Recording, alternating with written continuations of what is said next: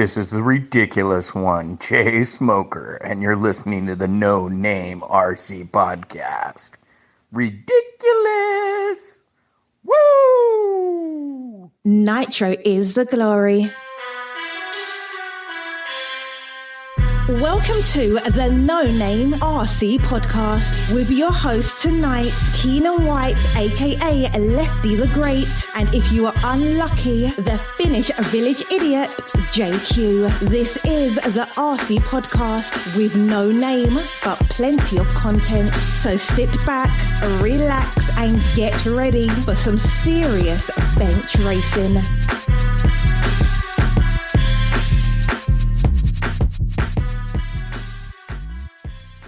So this is 69B of episode 69. So this is the interview with Jay Smoker.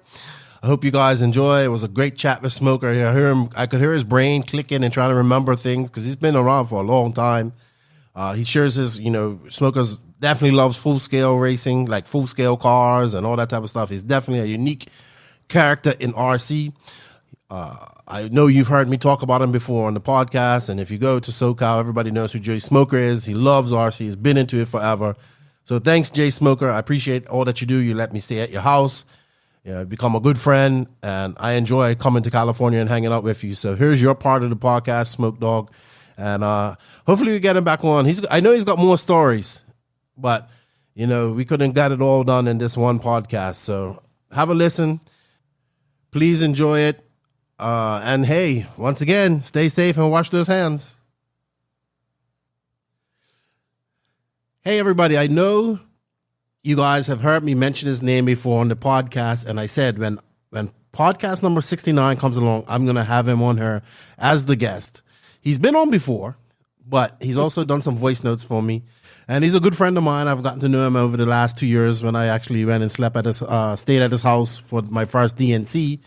But I'd like to introduce everybody to the ridiculous one, Jay Smoker. What's going on, Jay? How are you? How's it going? The great one, Keenan. I'm all right, man. It's hot. Like, as I said, Jay, we got to do this at nighttime because it's hot as balls here these last 2 days, dude. It's like summer coming early. That's unfortunate. It's like 74 on my thermostat. So California, man. I love it. Perfect temperature all year round.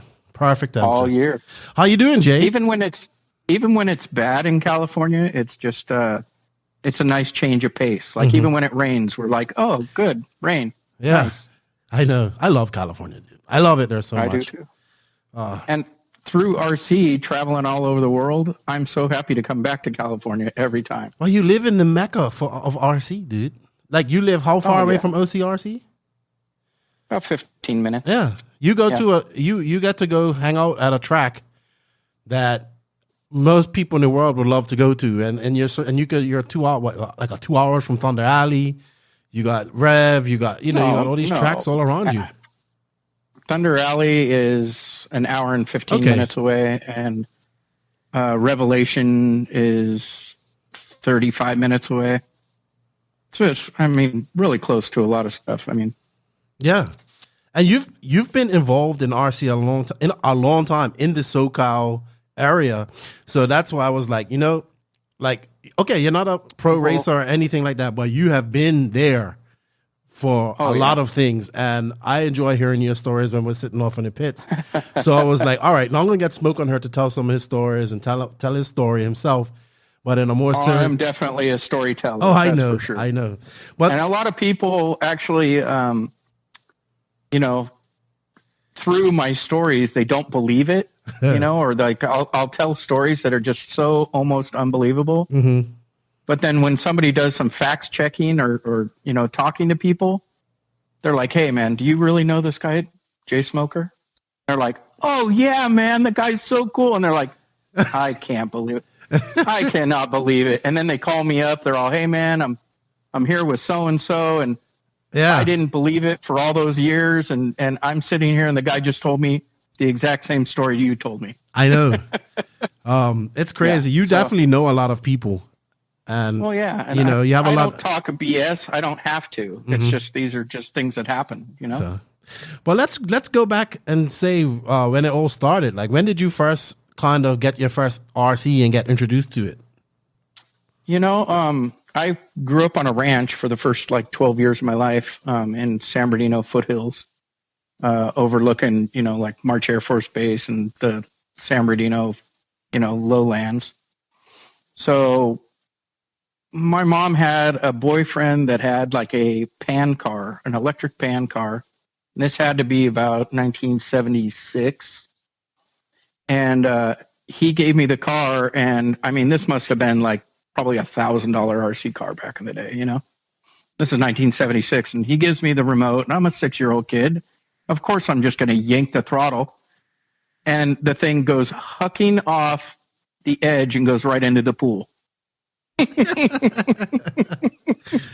That was my first, hey, you get an RC toy. And my mom's like, oh, yeah, I have no idea what she just gave him for this thing. And she's like, brings it all home. And he shows me how to charge the battery. And I put it in there and the first hit the throttle and the thing just goes across the deck and goes right in the pool. Did you go? And he was like, oh, my God. Oh, yeah. He jumped in after it, of course. And, did you get it fixed after that? Was you able to fix it? No. Yeah. The thing was a shelf queen the rest of its life. Yeah. So that was your first experience. You just that was my first experience. Well, then I got this really cool RC car because, obviously I had a, love for RC. You know what? The very first little RC stuff were, I don't know if you're old enough to remember Stompers.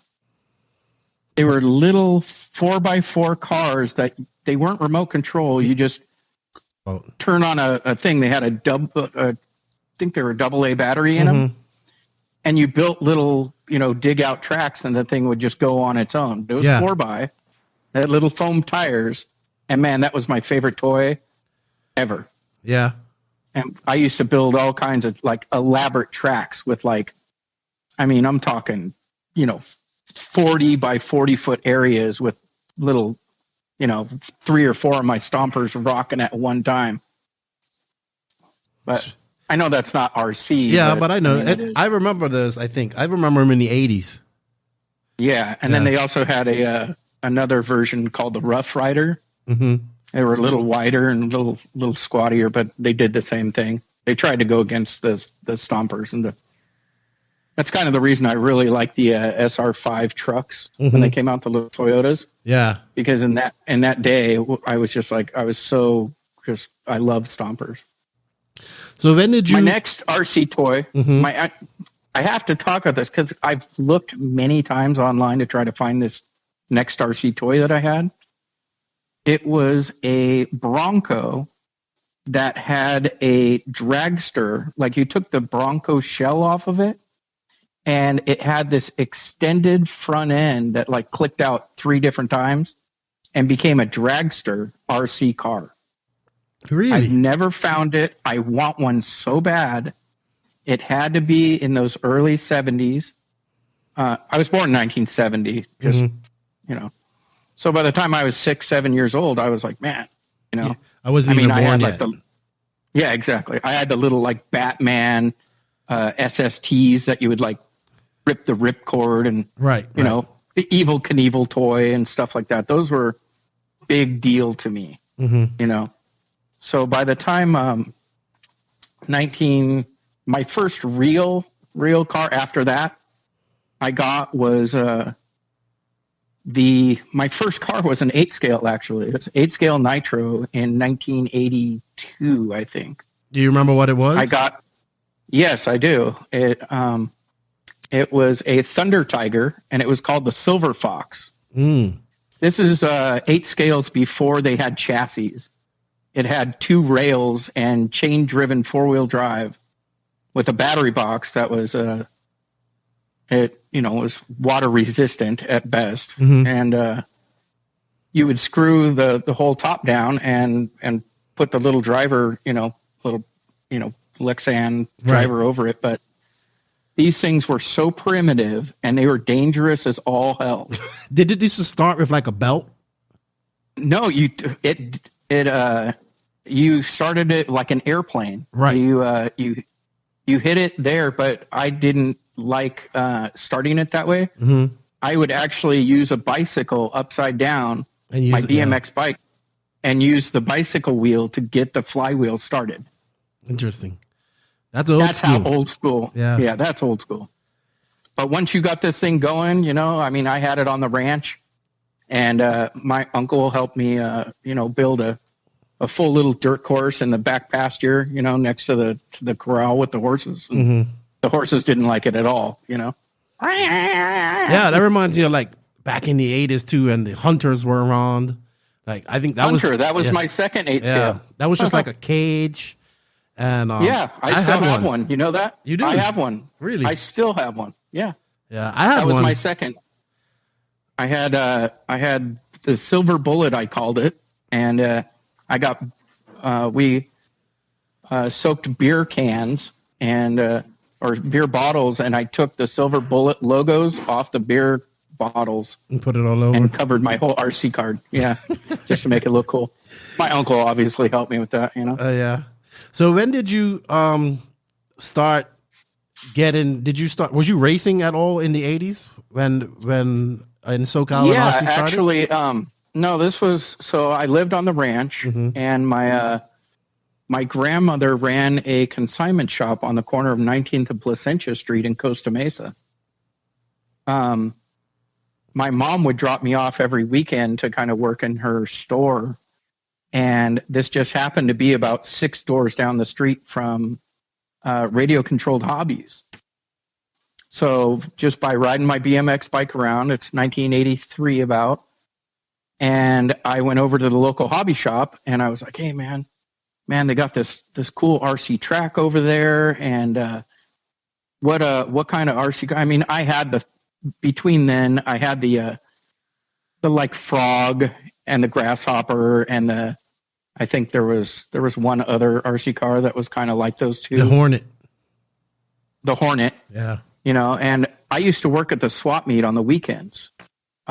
Every Saturday and Sunday, I would set up booths for 2 people and make $50 each day.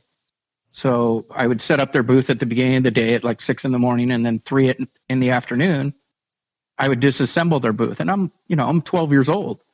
So making $50 a day, 2 days out of the week, making $100 a week. In the 80s. That's good money. In the 80s, it was good money. Yeah. People are like, hey kid, why do you have so much money? And I'm all, well, I work. And they're like, what do you mean? I'm all, well, 2 days a week. And these guys would each pay me $50. So I made $100 a day.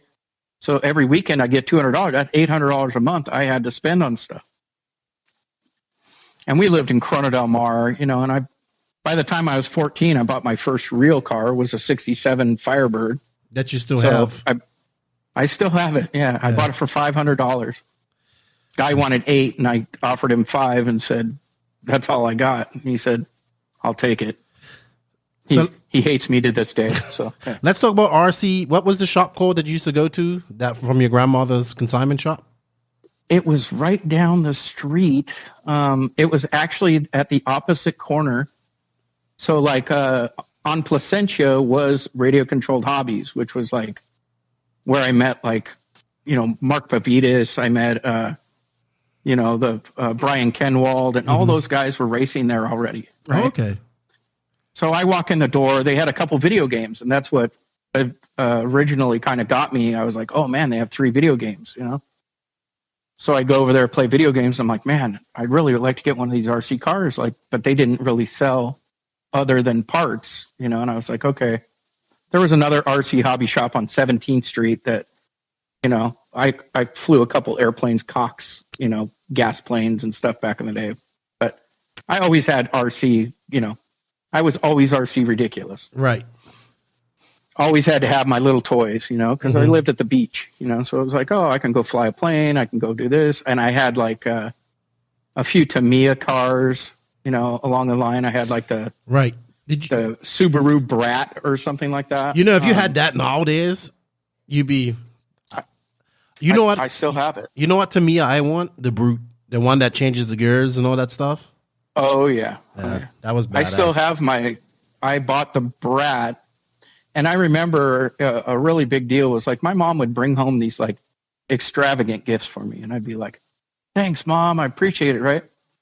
She brings me home a like RC gas helicopter, and I'm like, oh man, this thing is serious, right? The thing's like 4 feet long, chain driven, I get the thing started up, and all I wanted to do was watch the blades run. I'm like, dude, there's no way I'll ever fly this, whatever. So in my grand scheme of things, I'm like, oh yeah, let me get this fired up. I'm showing my friend one time, and it was like a display piece on our mantle for like a long time. Years later, 4 or 5 years later, I'm like, I'm going to get that thing fired up. Yeah, showing my friend off. And which is really funny because we had just got done crashing his dad's glider out in Irvine, because he's like, oh, dude, my dad never lets me like play with this stuff. And I had flown the plane like 4 or 5 times without wrecking it, a little hard landing, on a downslope. And I'm all, hey, Brian, that was the guy that let me fly his dad's plane. I was like, I don't know if you should fly this, dude. It's really difficult. It was just a glider. And I'm okay, I'll launch it. And he gets it up there. And he's like, dude, it's my dad's plane. I should be able to fly it. You've flown it 4 times already. So I hand him the remote, and you know what's going to happen. Thing goes about 25 feet in the air. He goes, and the thing starts turning to the left. And I'm all, dude, even it out. And it just hammers the ground into like 1,000 pieces. And this is back in the day.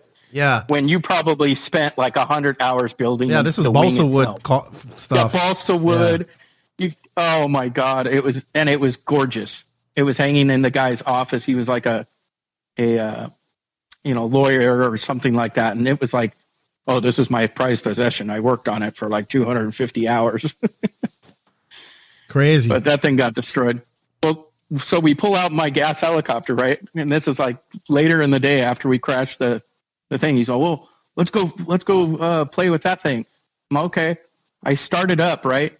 The thing starts wiggling and shaking, and I'm like, uh-oh. I go to turn it off.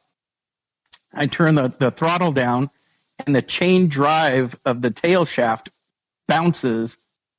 The tail shaft kind of cracks a little bit, and this chain goes whipping through the helicopter at like 100 miles an hour.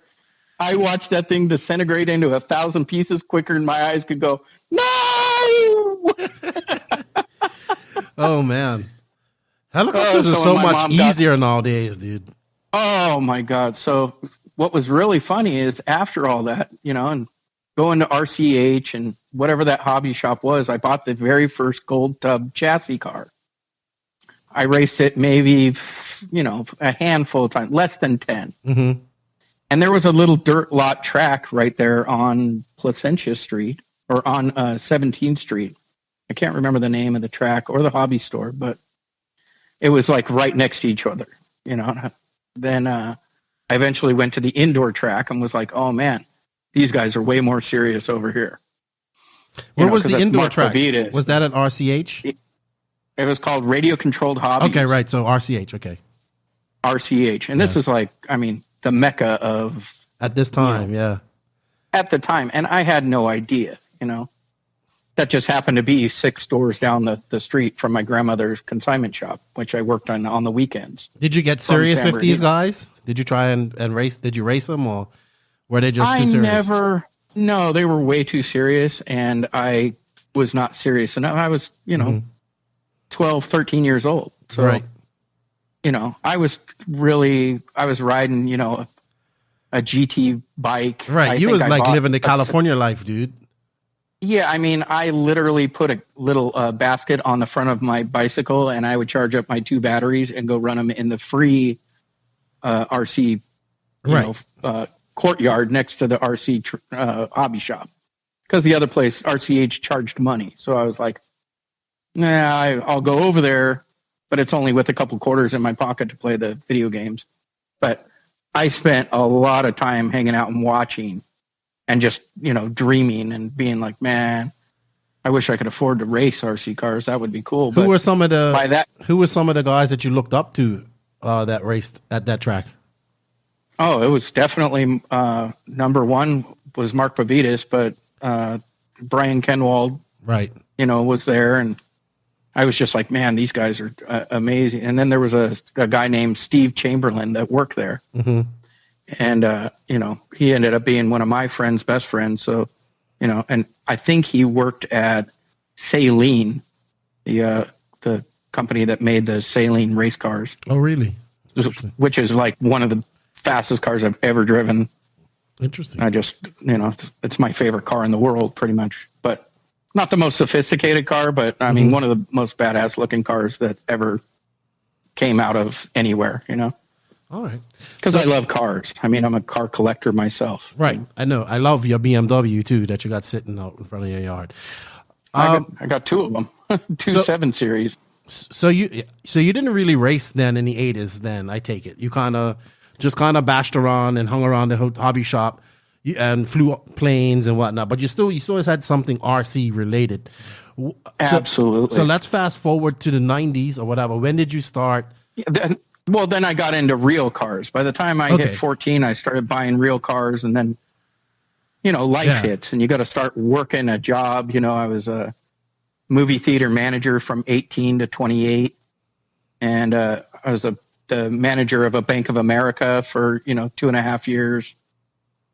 And then that's actually where RC came back into my life. So I had quit for all those years. It was December of 97. I pretty much walked into all 3 of my jobs because I was sick of working. And I probably had about, I had a nice, like my house was taken care of. And I probably had $70,000 or $80,000, in savings. And I was like, why do I work so hard? And I was working for Baldwin Racing as a hangar aide. I was an airframe mechanic. And, I had my architectural engineering degree. And I was like, hey, man, I'm going to stop working all these jobs, and I'm going to do the thing that I heard was the hardest thing in the world to do, fly an RC helicopter. Really? So I quit all my jobs. I walked into all 3 jobs.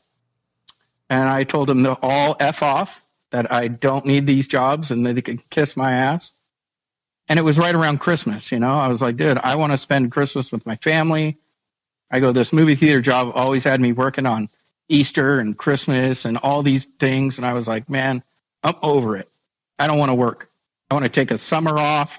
I want to do what I want. And I walked into Gyro Hobbies over there in Fountain Valley. And they had a gas helicopter. And I said, hey, man, I want to buy that. And he's like, man, you don't want to just buy an RC gas helicopter. These things are kind of expensive. I go, dude, I didn't ask you how much it is. I said, I want to buy it. Give me everything I need for that thing. So I spent about 3-4 months and really learned how to fly RC gas helicopters. Did you crash it a lot? Did you crash it the first time? No, actually, I only went through maybe 3 or 4 tail booms. Okay. It was a 049. So it was like half of what do they call it? What's an 049? That's like that's like the engine CC. Oh, engine displacement. Yeah, engine CC size. And I put a 061 in it, just to kind of help it out, and then I actually created, because I'm an engineer, I created a carbon fiber chassis for it and then bolted in a 1.5 nitro motor. And that made it really, really fun to fly. So I designed my own chassis for it and then put in a car motor sideways and started, I guess that was my first hop up, I guess. Yeah.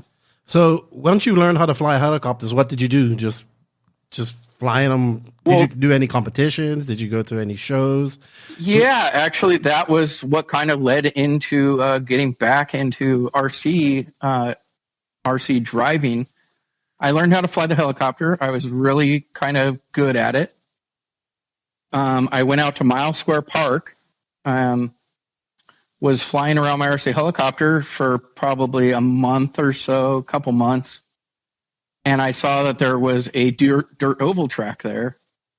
And, all my friends would come with me when I go and fly. It was a nitrocopter. So I went over there and I was like, hey, man, look at this. They have RC cars over here. This is kind of cool. And went over there and I go, yeah, you know what? I got an RC car. I go, I'm going to go and grab my Gold Tub RC, 10.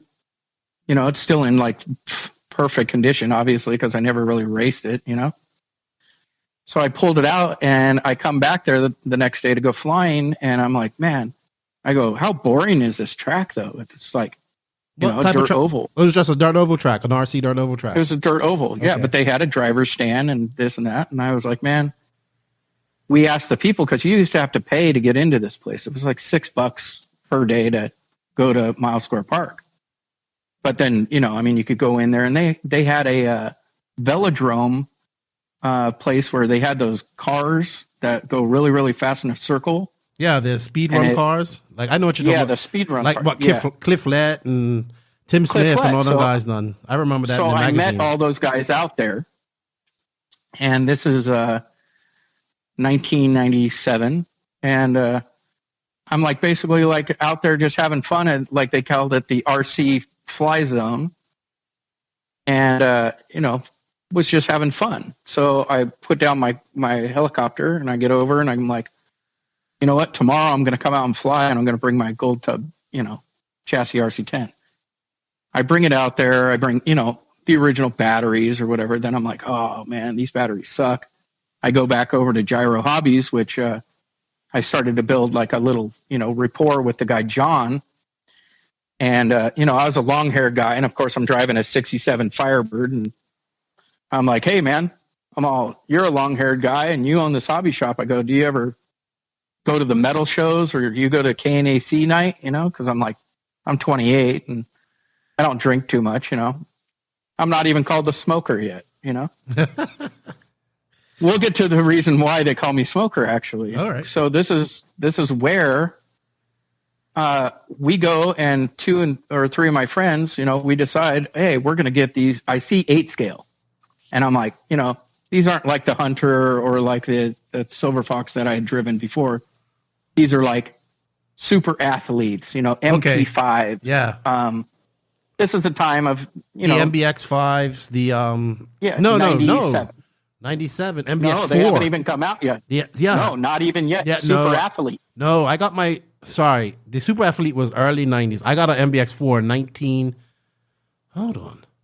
1995 or 6. Yeah, so it was MBX4s and the MPN5s and all that stuff. Okay, maybe I was out there a little earlier. Because I'm telling you right now, there was a guy, Art Yarborough. He had a 64 Impala that would come out and drop on bags, and he was the loudest Mexican guy I ever met. I mean, he wore yellow with orange with green and purple all at the same time. Oh yeah, he rocked it. One of those guys.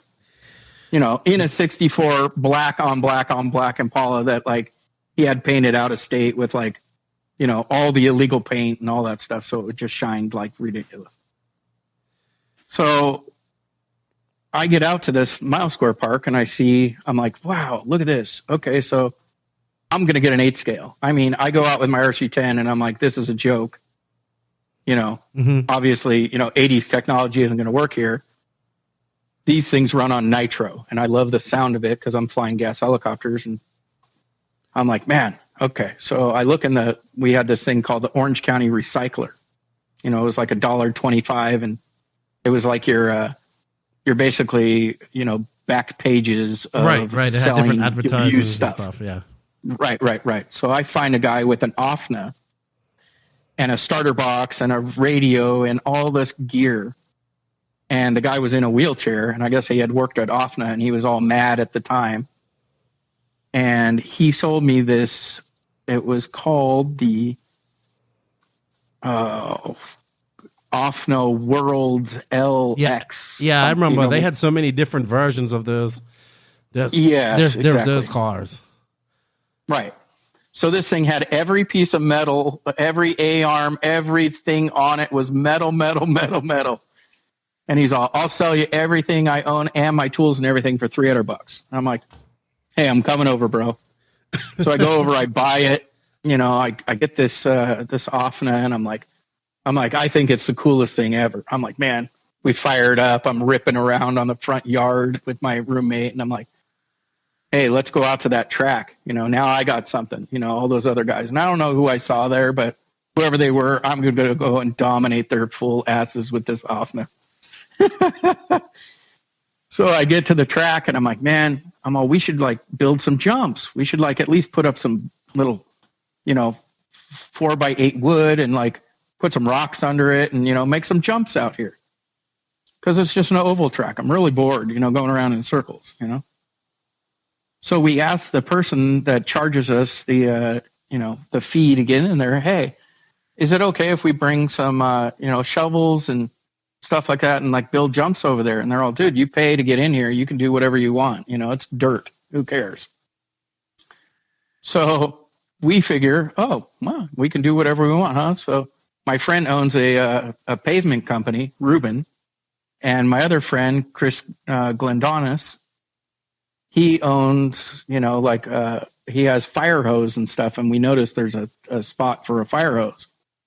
So we start wetting down the track, and we bring a full skip loader out there and start digging up this track and start making a real style track like we know today. And I don't know if you've seen, I posted some pictures this week. I saw that. And everybody was talking about it. I had at least, 40, where were those pictures people, from? like, we talk. That was Mile Square Park. Oh, really? Okay. I'm that gonna was have the to go very back. first track. I even saw Donnie said something like, "Oh, that double, that triple, or whatever it was, caused me to do something." So, wow, I didn't know that. Okay. Oh no, he was talking about the 2000 Worlds track being so big that, that's the reason we had 3.5 millimeter shock shafts instead of 3. Oh, okay, sorry. Because everybody broke shock shafts there. It was nuts. We'll get to that later. That's 2000. That's a couple of years later. Just to keep in the timeline, you know what I mean? No worries. Yeah. Still having the funnest time of my life. I'm, not working. I'm just going and literally RCing every single day. We would get up 8:30 in the morning, and I'm like, hey man, Mile Square opens at 9. Let's get over there. So me and Ruben and this guy Chris, he lived in Huntington Beach, and I had met him out there, and he's like, hey, yeah, this 8 scale stuff is really cool. I have one, and he had the Super Athlete. Well, Ruben's like, I don't own an 8 scale, I'm going to go buy a new one. Well, the MBX4 had just came out. And he's all, I'm going to buy this car. I'm like, man, look at that thing. I go, that thing just looks so much better than these other cars that are out here. And it's way better than my Offna.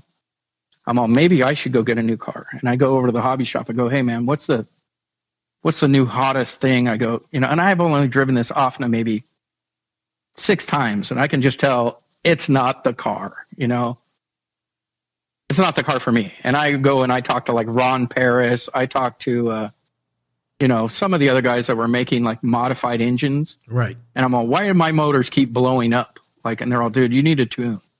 And I'm all, what do you mean? I go, I just, shouldn't it just work? Right.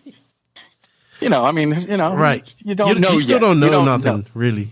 I don't know nothing. I'm taking out motors and I'm fucking grenading stuff. I'm sorry, I just dropped an F-bomb. That's fine.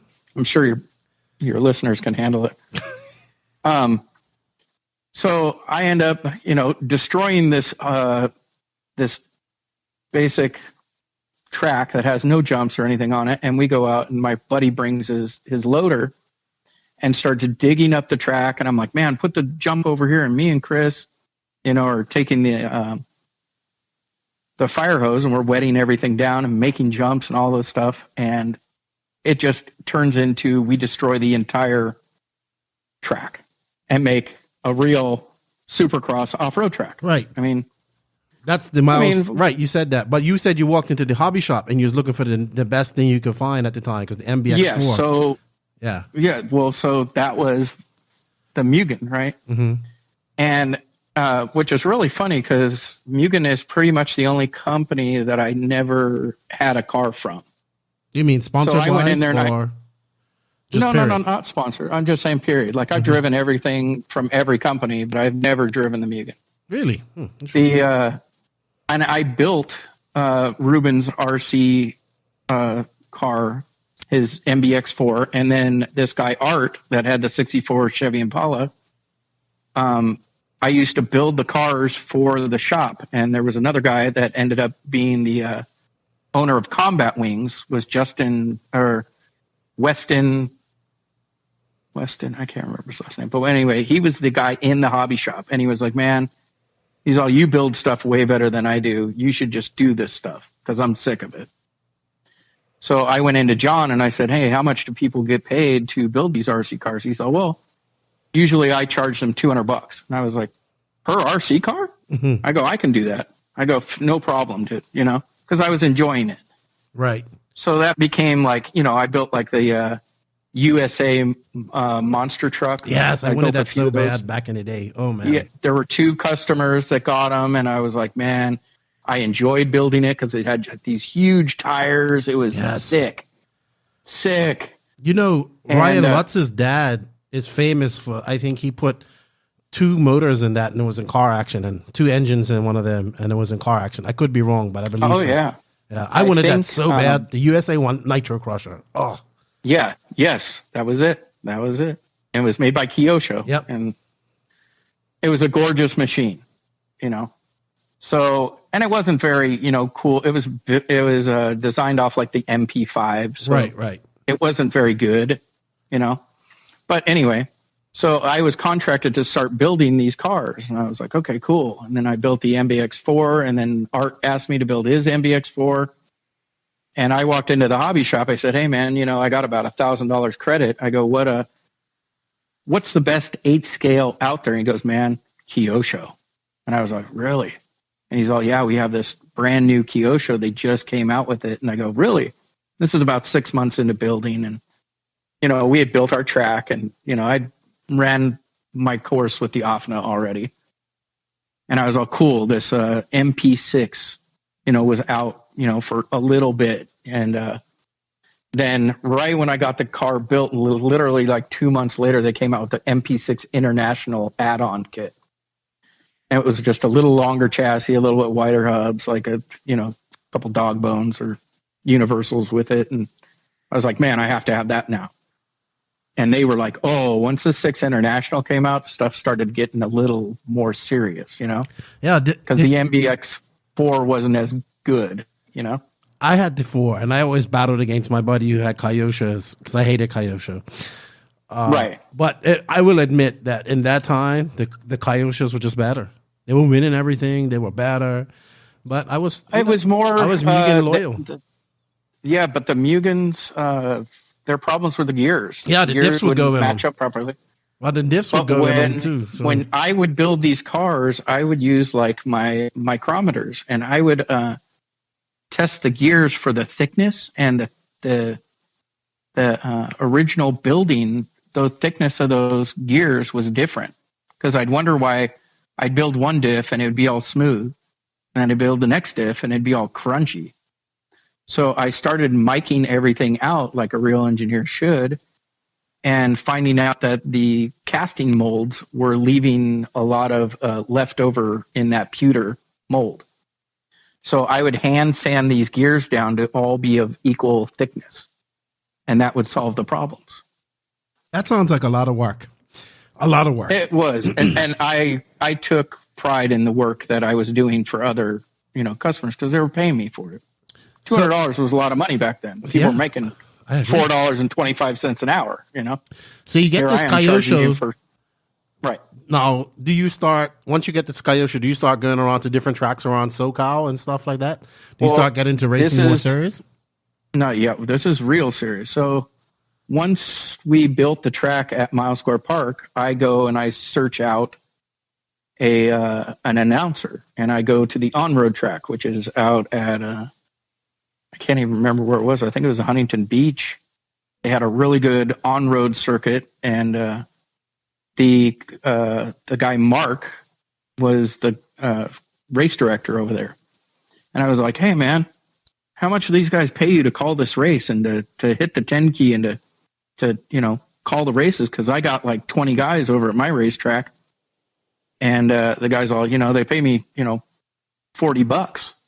And I said, well. I go, as long as I get 10 guys racing, I go, I'll pay you $100 and you come and call my races. And he's all, what?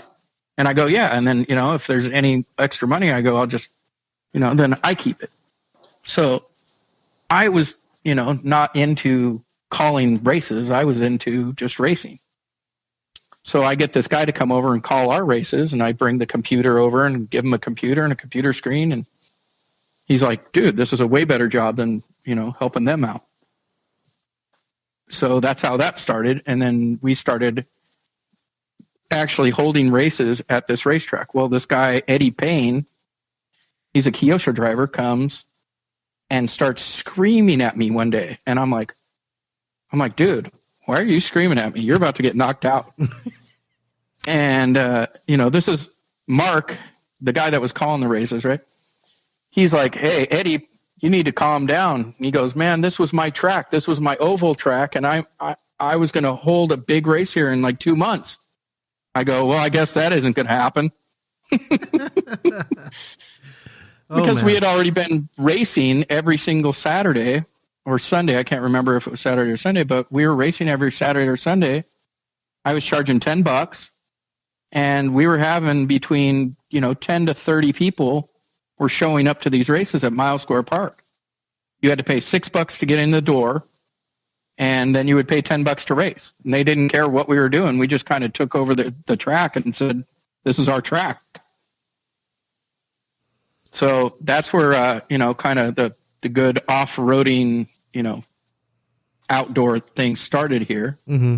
Once we got Mark, on board, it was a lot easier to just come and race and have fun. So was you getting some of the top guys at your track at this time?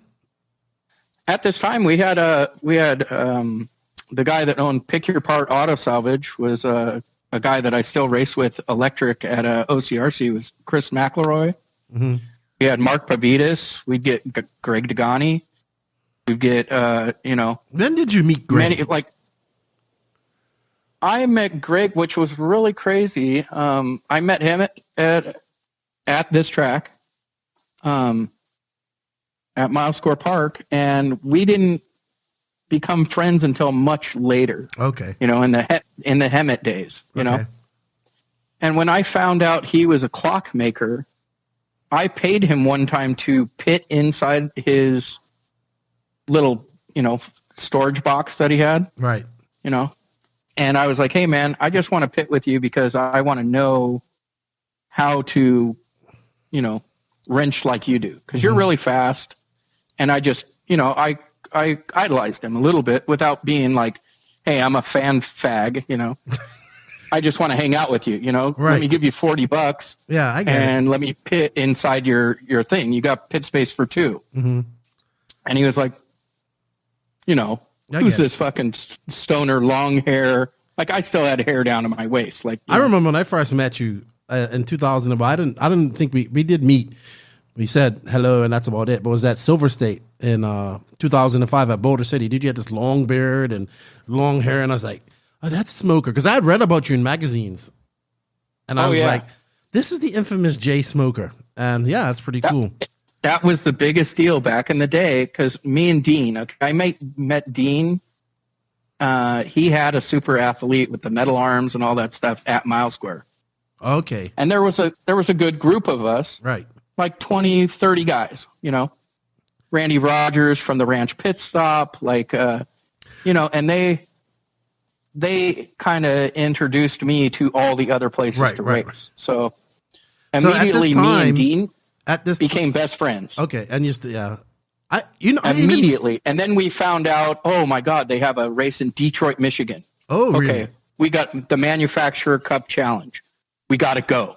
So Dean's like, dude, I'm paying. Let's go. Plane tickets are $180. I'll take care of the room and the rental car, but you're my pit guy. And I'm like, cool, man. You're so cool. I appreciate that. Boom. Dean had lived right across the street from Mile Square Park, and his kids were really young.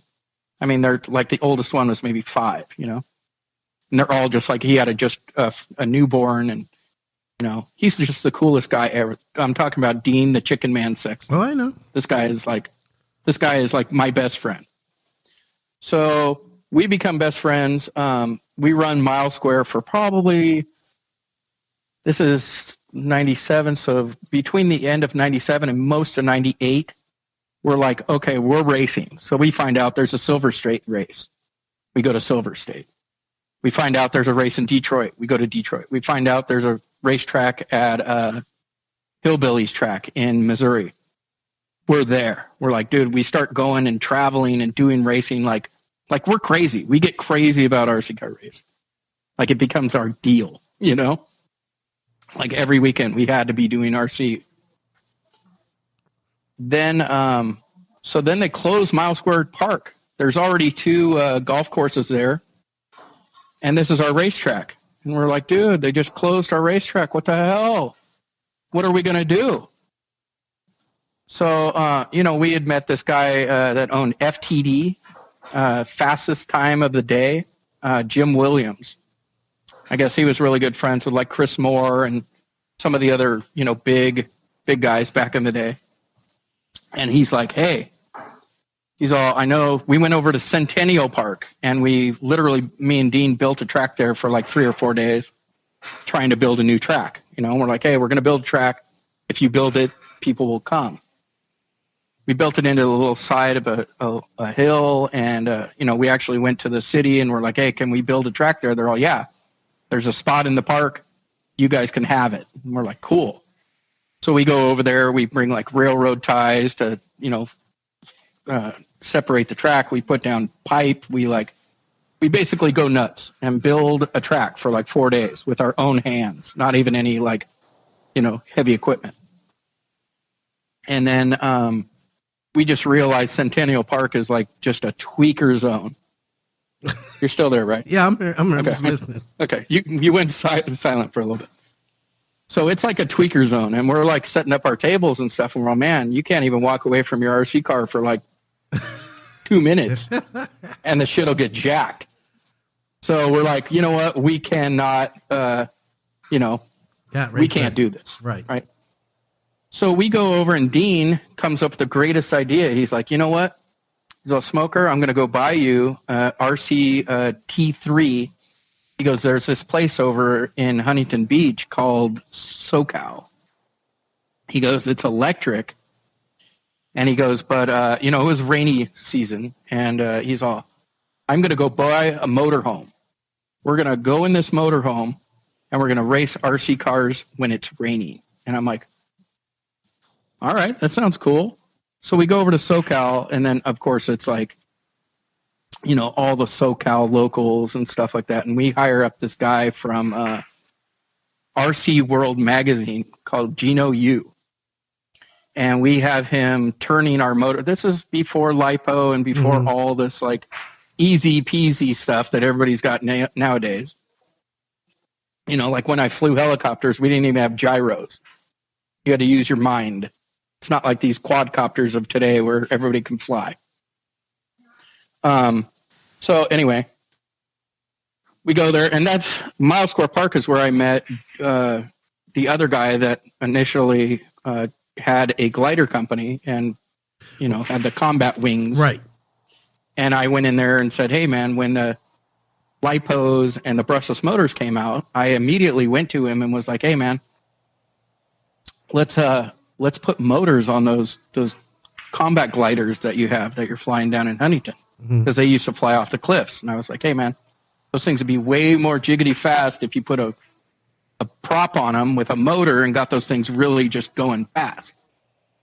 He's all, you know what, how much that's going to cost? And I said, man, I go, why don't you go and I'll pay for all the R&D. I go, I just want one. You know, I miss flying. There ain't anything to do right now. Me and Dean and Randy Rogers, like he was like the national boat champion, right? He's like, hey, man, if you get one of those planes made, you know, I want one made too. So all three of us forked up the money.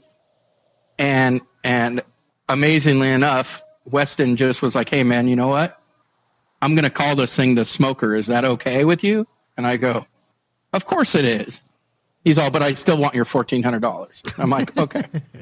But that's, you know, so that was the start of something ridiculous. Right. But we haven't, we have to go back to SoCal, and we haven't even figured out how you got the name Smoker yet. So let's go back to SoCal. Okay. Yeah. Sorry. No, let's go back to Mile Square Park. I hire up Mark to call the races. Every weekend, I was blowing up motors.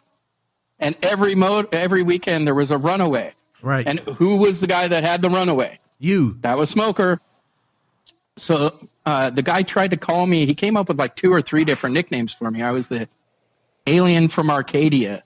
You know, I was the I can't even remember some of the other. I think I was called Showtime Schaefer or something. And then eventually he's all, hey, man, he's all, you smoked another motor. And then I think it was Dean or somebody. He's all, man, your name is Smoker from now on. Jay and I'm Smoker. like, what? And I go, well, since my name's Jason, I go, how about I just go by Jay Smoker? I go, sign me up like that next week, Mark. And that I didn't know that. I didn't know that. That became the thing, yeah. And I used to run a little alien head that glowed in the dark on the front of my RC car in the window. So that was where the alien from Arcadia came from. Yeah. And I still have some RC cars that still have that in the window when I'm like digging through the box. So that's how the infamous Smoker. I thought it was something completely different, but so be it. Yeah, everybody thinks that it is from something different. So now you and Dean are going to SoCal Hobbies. So this is where I guess SoCal is like the OCRC comes in. Is this like this is OCRC before OCRC? Okay, it's in Huntington. This is before brushless motors and all that stuff. This is just, I mean, this is the heyday. I believe this is 98 now. So 98, we're moving around. We're going to some traveling races and stuff with Dean. And Dean's like, man, it's rainy season. I'm going to go buy a motorhome because they can't hassle us in the motorhome. And I'm like, okay. I go, hey, Dean, why don't you be smart? You're buying a motorhome. I go, you should just buy, because he was still renting a apartment with his family. And I said, your kids are not going to go to school over in Fountain Valley, man. I go, Fountain Valley's a shithole. I go, let's get you moved into my neighborhood. I go, it's right in that perfect area. Did you ever go to my old house? Oh, no, I didn't. Just to where you are. The one before this house that I'm here now? No, Joseph did. I did it. My old house was really nice. It was on a long, long street. It was, there was a perfect park. It was called, Presidio was a street. And, what was the name of the park? Well, it doesn't matter. It was a really big park that ran the whole, like area. It was right behind the fairgrounds over here in Orange County. So it's called Tewinkle Park. So I tell Dean, hey, you should move into my neighborhood. Houses are only like $400,000, and I go, and in a few years they're going to be $600,000-$800,000, no problem.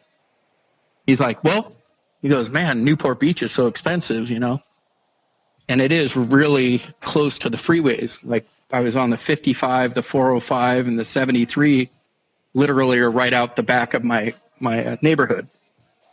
So we build a track. We go over and I find this guy that owns the storage yard over there. This is before 2000. So 99, I meet with this guy, Bo, and, we're totally into RC. We don't really have anything going on. 98, we do go to the SoCal, we do the electric thing. I'm totally not interested. I'm just like, dude, it's fun, but I'm really not into electric. Batteries are for flashlights, is what we used to say. The funny thing is now you barely even race nitro. You do all electric. I know. We'll get to that.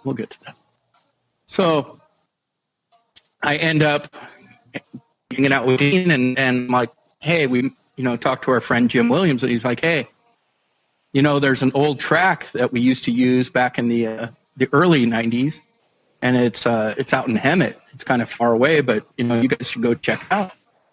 He knows that we're Nitro Racers. We don't really like this electric stuff. And I'm complaining. I don't want to hang, but I'm hanging out anyway. Even though it's close to where I live, I really don't like SoCal. I'm not a SoCal guy. And we had this guy, Gino Yu, pulling our motors in and out and charging 6 batteries because, we're Nitro. We want to run back to back to back to back to back. So he's changing out the brushes and all this stuff and doing all this work. And I'm like, man, Dino, you're paying this guy a lot of money to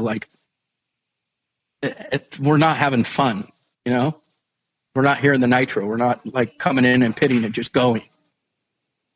So we go out to Hemet. We check out this track. We go and get in the motorhome. We head out to, Hemet, and we pull up in the motorhome, and I see the place, and Dean and I both look at it, and we go, what a piece of shit. Look how small this place is, right? Super funny that it ends up being one of the best places later on. You know, that's when I first saw Hemet, I was like, oh, it's so small. I had heard that it was small. And I would say I was fortunate to actually go run. I went there one Saturday. Paul Coleman took me there. And I got to go and run super some cool laps. Guy. Yeah. Super cool guy. I'm still trying to get him on this podcast, but he took me there and I was just stoked to run at Hemet. But it was such a small track. And it was, you know what? It was so small, but it was really difficult. Really difficult. So check this out. We show up and I go the second time. We go a second time because we don't get our track going at Centennial Park. We get our friend to build a track in his storage yard at the corner of Baker and the 73 freeway. Huge 8-scale outdoor track that this guy allows us to build in basically his yard. But he lived upstairs. He owned a storage facility where you could store your motorhomes. He had like storage for 200 motorhomes on site. It was a storage facility, 2 stories. Just the guy made millions of dollars, like, a month. And I saw him one day running his RC car out in the yard. And I was like, hey, man, I go, would you mind if we, came and ran RC cars with you because we don't have anywhere to go? And the guy's all, sure.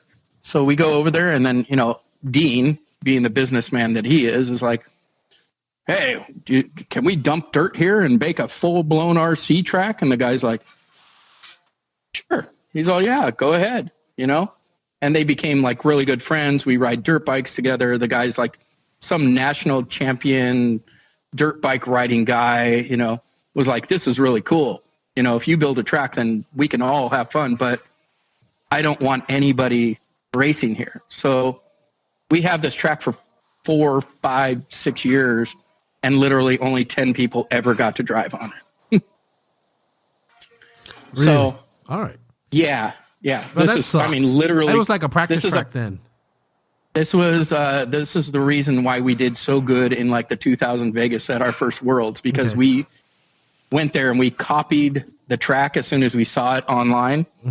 6 or 7 months before the Worlds was even there, we built our track to look exactly like the Worlds. So when we went to the Worlds, I actually did really good my first time. I beat half of the people I did really bad qualifying and ended up bumping up like 6 or 8 times the first day and making it to the second day. Which, obviously it's the better thing is just to qualify into the mainstay.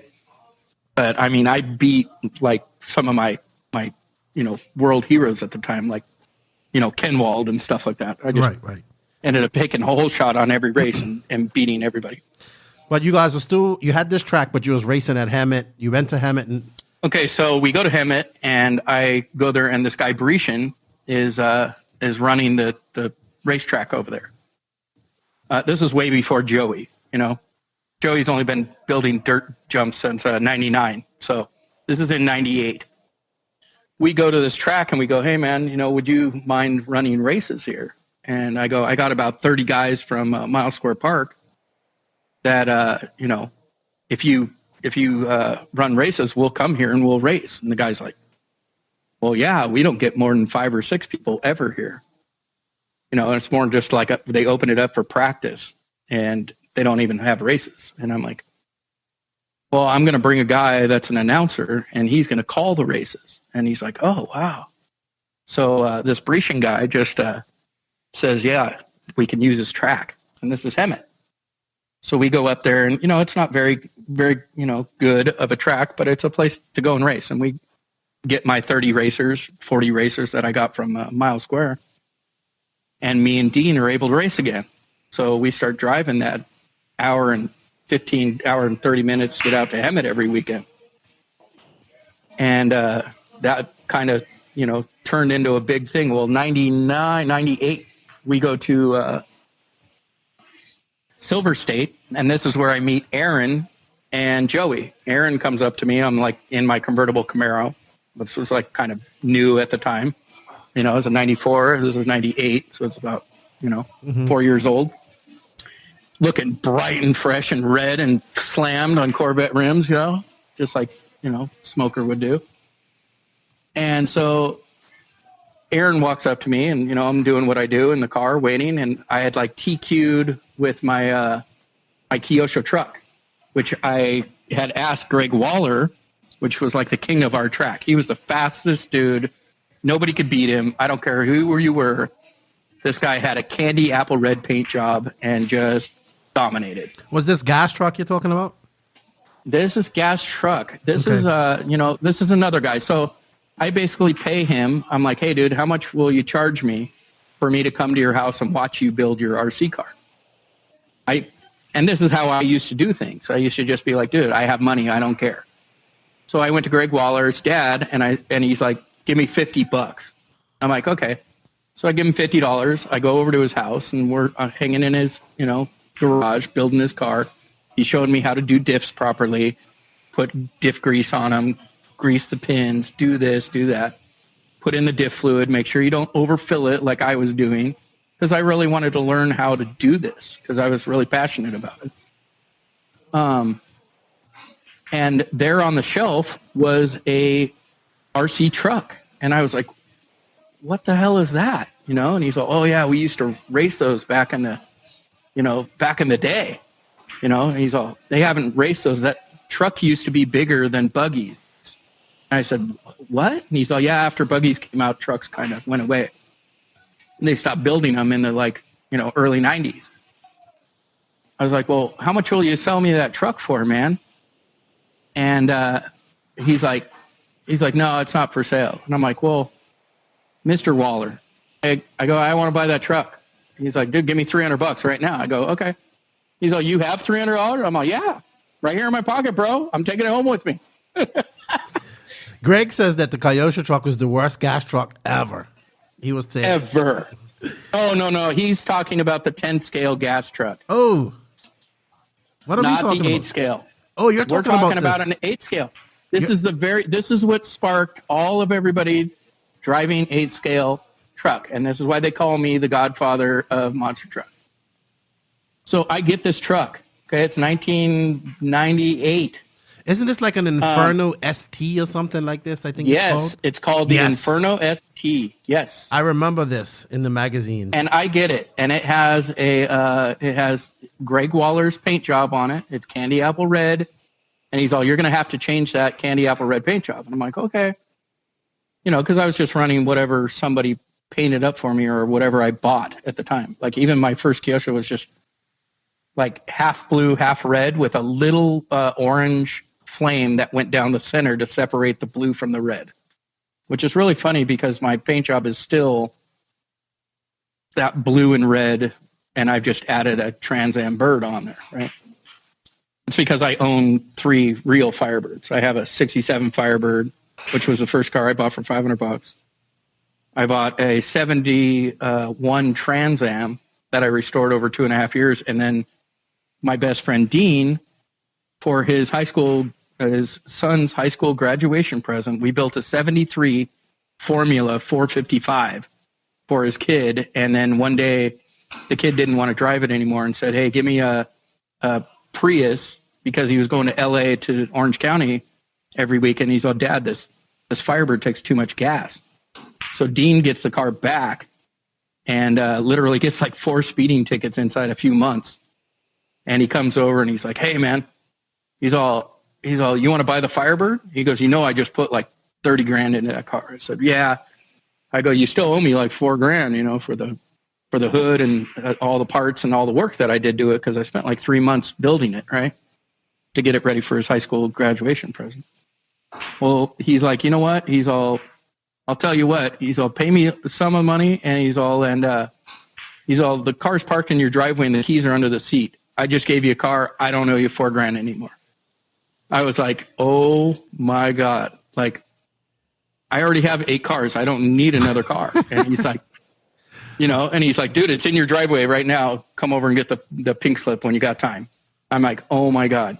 And he's all, just let me drive it at a car show here and there, And this is an awesome black on black Formula 455, 1973. You don't have to smog it. Thing is so powerful. It's got 438 horsepower or something ridiculous, and It's just a ground pounder. I mean, you can't help but get in trouble driving this car. So I call it a street beast. hey, so Smoke, It's a street beast. Yes. I know we got sidetracked a lot, but that's cool. Okay, but I want to the Kyosho truck. So you at Silver State. You was racing this truck at Silver State. What class was you racing it in, or was there a monster truck class? Or how did that work? It was called 8-scale truck, and I went around and asked everybody, "Hey, man, you know, like this was a big deal for me because I get this truck, and I'm like, man, I go, it's just so cool." And, you know, I get some of the old school guys to get out their trucks. And I'm like, hey, man, if we get a class going, can we have 8-scale truck at Silver State? And the guy's like, he's like, if you get 8 of them, he goes, that's a class. He's all, go ahead and, you know, get some guys together. Well, we end up getting like 20 guys together. So then, you know, I'm at Silver State and I meet Joey. Were they racing? Because he's with. Was Joey and Aaron racing? Okay. Joey was a racer. Okay. Aaron was not a racer. Aaron just came as a friend. Aaron comes up, approaches me and goes, hey, yeah, my friend, you know, this, that, and another thing. And I'm like, hey, I'm all, oh, where you live? And he's like, man, I live in Hemet. I said, oh, really? I go, hey, there's an RC track in Hemet. He's like, Joey's like, what? What are you talking about? You know? And I'm like, oh, it's right off of Florida, right behind Steve's Burgers. And he's like, I live a block from there. And I'm like, oh, then, you know, it should be really cool. You should go and check it out. So he ends up going over, Joey goes over and, you know, basically within the month or whatever that came after Silver State that year, he had taken over Hemet. And that was all, you know, that's how it started then, I guess. Yeah. That was how it started. So I was kind of the guy that told him where that racetrack was, and you know, he went over there, and you know, Brescian was a really low maintenance guy. You know, he didn't really care. He was just like, he would show up, collect the money, and that was it. He didn't run the races, or he didn't have any, you know, want to be there. So right. I think Joey's dad, Bear, had gone over and petitioned to be able to take it over because it was city property. So he went over and took over the RC track, and that started the dirt in 99. It had started. And that was the first DNC, correct, in 99? No, actually it was not. The first DNC, the first real big race we had was called I think it was called the Kyosho something Manufacturer Cup, or so. Corey Merritt would know. I can't remember the name of that race, but we had gone to it, and they only had one good race a year. We had this thing back in the day. We used to all get on S-Grid. Yeah, I know. If you remember S-Grid. Of course, that's how I got to know a lot of people. We all talked a bunch of sheesh on S-Grid. You know what makes me laugh is that people get mad at Joseph when he posts on Facebook, right? But he was doing this stuff on the S-Grid back in the day. Oh, yeah. Okay, so I was on S-Grid too, and Joey decided to have a race in 99. It was called the Conference Chaos Race. Really? And one of the coolest shirts ever. It had a little green buggy on a gray shirt, and it said, put your buggy where your mouth is. S-Grid. And it's just a great shirt because when, you know, my girlfriend or somebody wears this shirt, it looks like the buggy is jumping her boobs. Yeah. And so that was the first big race that they kind of had. I guess that was like the but yeah, that was pre-DNC, right? And then I guess the next year was DNC. It would have been like 2000, I guess, or whatever, or 99. Right? And by then, you know, I had gotten enough guys to start really the truck thing started becoming a side thing. You know, like I started calling. You know, a lot of the old drivers, and I'm like, hey, man, do you have any of these Inferno ST wheels that were on 19 millimeter hubs, and they were as skinny as buggy tires, but on a giant 3-piece rim, so you could change out the tire. It was a screwed together rim from Kyosho, and they were chrome, right? Beadlock style. So I end up getting a bunch of guys together, and then, you know, not everybody can get it, you know, get trucks because, you know, we're like, hey, we start using our MP6 chassis. We start using, you know, anything we can. And we put a bigger gear in the center from the Offnet. I think it was the Triple XNT or something. And we would lift our center diff up to get to drive the tires a little harder. And these things didn't have spoilers on them like trucks do nowadays and have I remember them. thing. They were I remember skinny them. little trucks. Mm-hmm. They were hard to drive. And that year, they had the very first DNC, and I was like, Joey, you know, I go, we want to have 8-scale truck. And he's like, well, like the other guy had said before at Silver State, if you get enough guys to sign up, and Joey's like, if you get 20 guys to sign up, that's a class, because then you got an A and a B. And I'm like, cool. And back then, there was no differentiation of classes. It was you showed up with your 8-scale, right, and only one guy walked away with the trophy. Mm-hmm. So it wasn't easy. So, yeah. he had 8-scale truck at that race too. At the very first DNC, we had 8-scale truck, and I won. Oh yeah, Amazingly enough, I won the very first DNC in 2000, which this year he labeled his race as the 21st running of the DNC, thinking that he had been racing races since '99.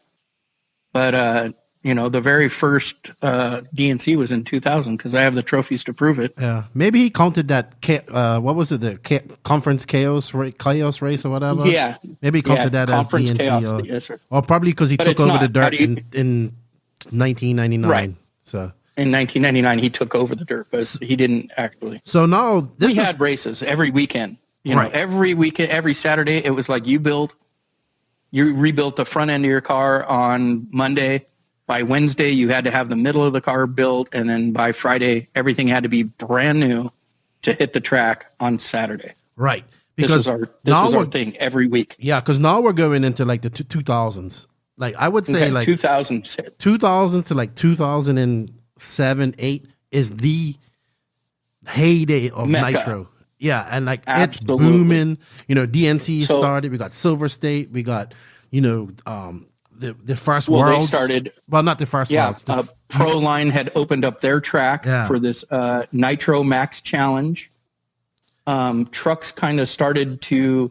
We learned immediately because you couldn't get these old Kyosho wheels, and right when the T-Max came out, which was like at the end of '99, we were like, "Hey, man, how can we take these T-Max wheels and bolt them on?" And then the MP 7.5, I think it was, that came out with a 17 millimeter hub.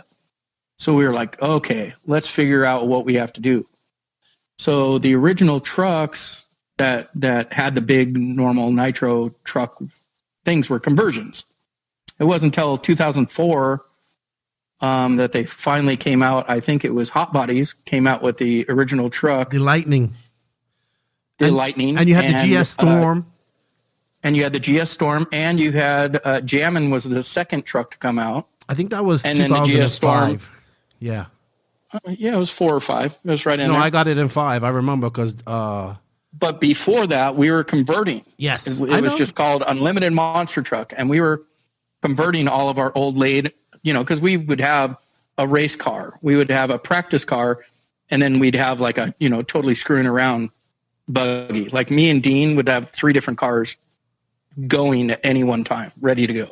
Oh, man. Remember those low-profile Panther tires? Oh, my God. So we went to the first Worlds. We show up to the 2000 Worlds. Let me go back a little bit. Right. We go to the 2000 Worlds. This driver stand and the track is the biggest thing I've ever driven on. I'm like, oh, my God. Look at the size of this track. You have to go up 3 stories of scaffolding to get up on the top. The 7.5 had just came out. So this is the reason I get rid of my MP6 International. Buy the first, 7.5. It's fresh for that race. Kyosho doesn't come out with universals for the thing yet. And I'm like, man, we're running dog bones, for God's sake, with no down travel, trying to keep these things all together. And I'm like, man, I go, hey, if I bump up to tomorrow, I go, will you guys give me a set of those universals you got in the trailer? And, Kanai or whoever the other guy, Yenji Kunada or whatever his name was, is like, yeah, I'll give you universals if you bump up till tomorrow. You got 3 more races to win. I'm like, okay. So I start every single lap, I start 15th or, 13th on the grid. And by the end of the first lap, the track is so big, and I got it all down because we had copied the track at our Costa Mesa track, that I would go from 13th to first every single time on the first lap and was just killing it, right? Dean's jumping up and down, just going, wow, I can't believe you're doing it. I can't believe you're doing it every lap, You just beat Kenwald. You just beat this guy. You just beat that guy. I'm like, yeah, those guys are just monkeys, whatever. I don't give a shit. They're not putting it up. My motor's running great. I got a brand new OS, and we're running O'Donnell fuel. We don't know O'Donnell. You still there? I'm a smoker. I'm just got it on mute because my daughter's out there making noise sometimes. So. Oh, okay. I'm just making sure. Just go silent, and I think I'm listening, dude. I'm listening to the stories. Love it. So we end up, having a great time at this Worlds. Well, the winds of Vegas start kicking up, as they always do, and they got this giant GS banner, and I'm up there and I'm racing, and I'm like, man, the top of the scaffolding is literally like swaying back and forth like 2 feet. I'm like, it's dangerous as hell. So being the engineer that I am, I run down there and I'm like, man, I take my pocket knife and I start cutting holes in their giant banners, because those are the things that they're acting like sails. And they're like, what are you doing? Why are you cutting these? Da, da, da. I go, dude, I'm not here to watch people die. I go, I feel very uneasy about, this driver's stand is not bolted into the ground. I go, I'm saving lives here, bro. Oh, you shouldn't be cutting our banner, this and that. And I go, I don't care what you say. I go, when there's 20-mile-an-hour winds, I go, this whole scaffolding is going to go down with 15 people up there. Yeah, I did hear it was sketch. It was really sketchy. Like, not just from you, but sketchy. Just Greg would tell me. And I just heard lots of old school guys talk about that. I climbed up on the scaffolding and actually cut their banners so that air would flow through them. And, I'm just, I'm that guy. Where'd you end up finishing that race? Nobody. I bumped up all day long. The guy that was calling it there, I guess there were two guys calling it. Barry Baker was calling the race, and he tried to call me Showtime Schaefer at that race because I kept bumping up, from 13th position to first every race. I bumped up, I think, 5 or 6 times that day and made it to the very first race on Sunday. And then, of course, I went to the Kyosho guys, and I was like, hey, man, I go, I bumped up all day. You guys promised me I could get those universals. I go, I want to put them on my car and hit the track tomorrow, And then, of course, the next day I try to get them, and they wouldn't give them to me. And you know what happens? I go from 13th to first on the first lap, just like every other race. And I tiptoe left to right, and one of the universals pops out of my car on the very first lap. Kyosho had that issue too. It was it was weird. It would just be one side, and it would always pop up. My buddy's car it used to happen to him all the time. I don't know what it was. It ruined my first Worlds for me, so I really should have done a lot better. But I mean, it happens. Whatever. So now at this time, so you're going to the World, you've done all of this. Yeah, this is when like lots of 8-scale racing are going on. This is like when Greg and Court starts going nuts. Yeah. So I meet Greg, and I'm like, man, wow, this guy's sick, right? So over the next couple of years, we're racing at Hemet and Truck, and he's like, man, Truck is, kind of everybody would give me such a hard time, thinking, oh, trucks are stupid. Oh, those are totally gay, But then I'm like, dude, Truck is the stuff. I go, I'm an American, and Americans love trucks, so you can go F yourself. So the 7.5, or I was out with the 7.5 when the 777 came out. I decided I bought one and was like, you know what? I really don't like this 777. I'm going to try Losi. So I get together with Matrix Concepts. These guys, the coolest guys. They got a shop down in San Diego. They build like aftermarket performance parts for like Ferraris and all this stuff. They come out with their own fuel, and they came out with the carbon fiber chassis for the Losi. So I decide to sell my Kyosho. I'm like, Kyosho didn't help me at the World. Yeah, whatever. I think you're going a little bit ahead because Losi didn't come up with an 8-scale until like 2008. So we missed out. Yeah. Oh, whatever. But you were still, what was this 7?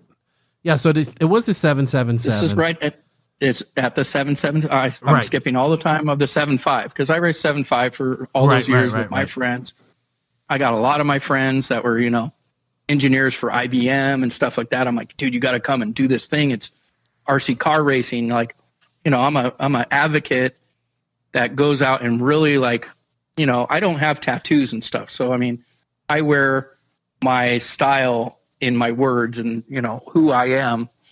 I live it on the outside. I don't need to show you, look at this tattoo I got, bro. I'm so badass, So, I just get all of my friends. If I'm into RC, I tell anybody. I'm not like all these dorks that are like, they hide who they are. I mean, we're all a bunch of dorks, I mean, RC is kind of dork stuff. So I don't hide that. This is the bad boy time of RC too, right? Yeah. Oh, this is like Jeremy Courts fights and like this is like I always listen to Greg about breaking people's aerials.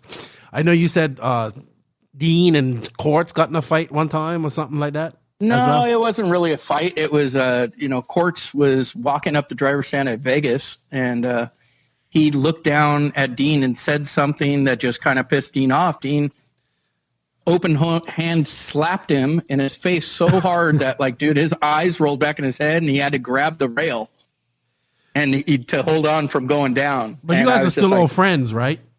Oh yeah, we're all still friends, dude. No, I love all these guys. Marty Korn and Mark Korn and, everybody else that, I mean, dude, everybody that, we were a traveling circus. There was about 40 of us. There were about 40 U.S. guys that traveled all over, Yeah, you're bringing up Marty Korn. I remember his brother. Who else was in this? Yeah, Mark Korn. I actually I took him to a car show. He just purchased a 71 Chevelle. He came down to show me the car. I went and had my exhaust guy put in X-Pipe exhaust in it, and then I took him to a car show down here. My car club down here, my friend runs it.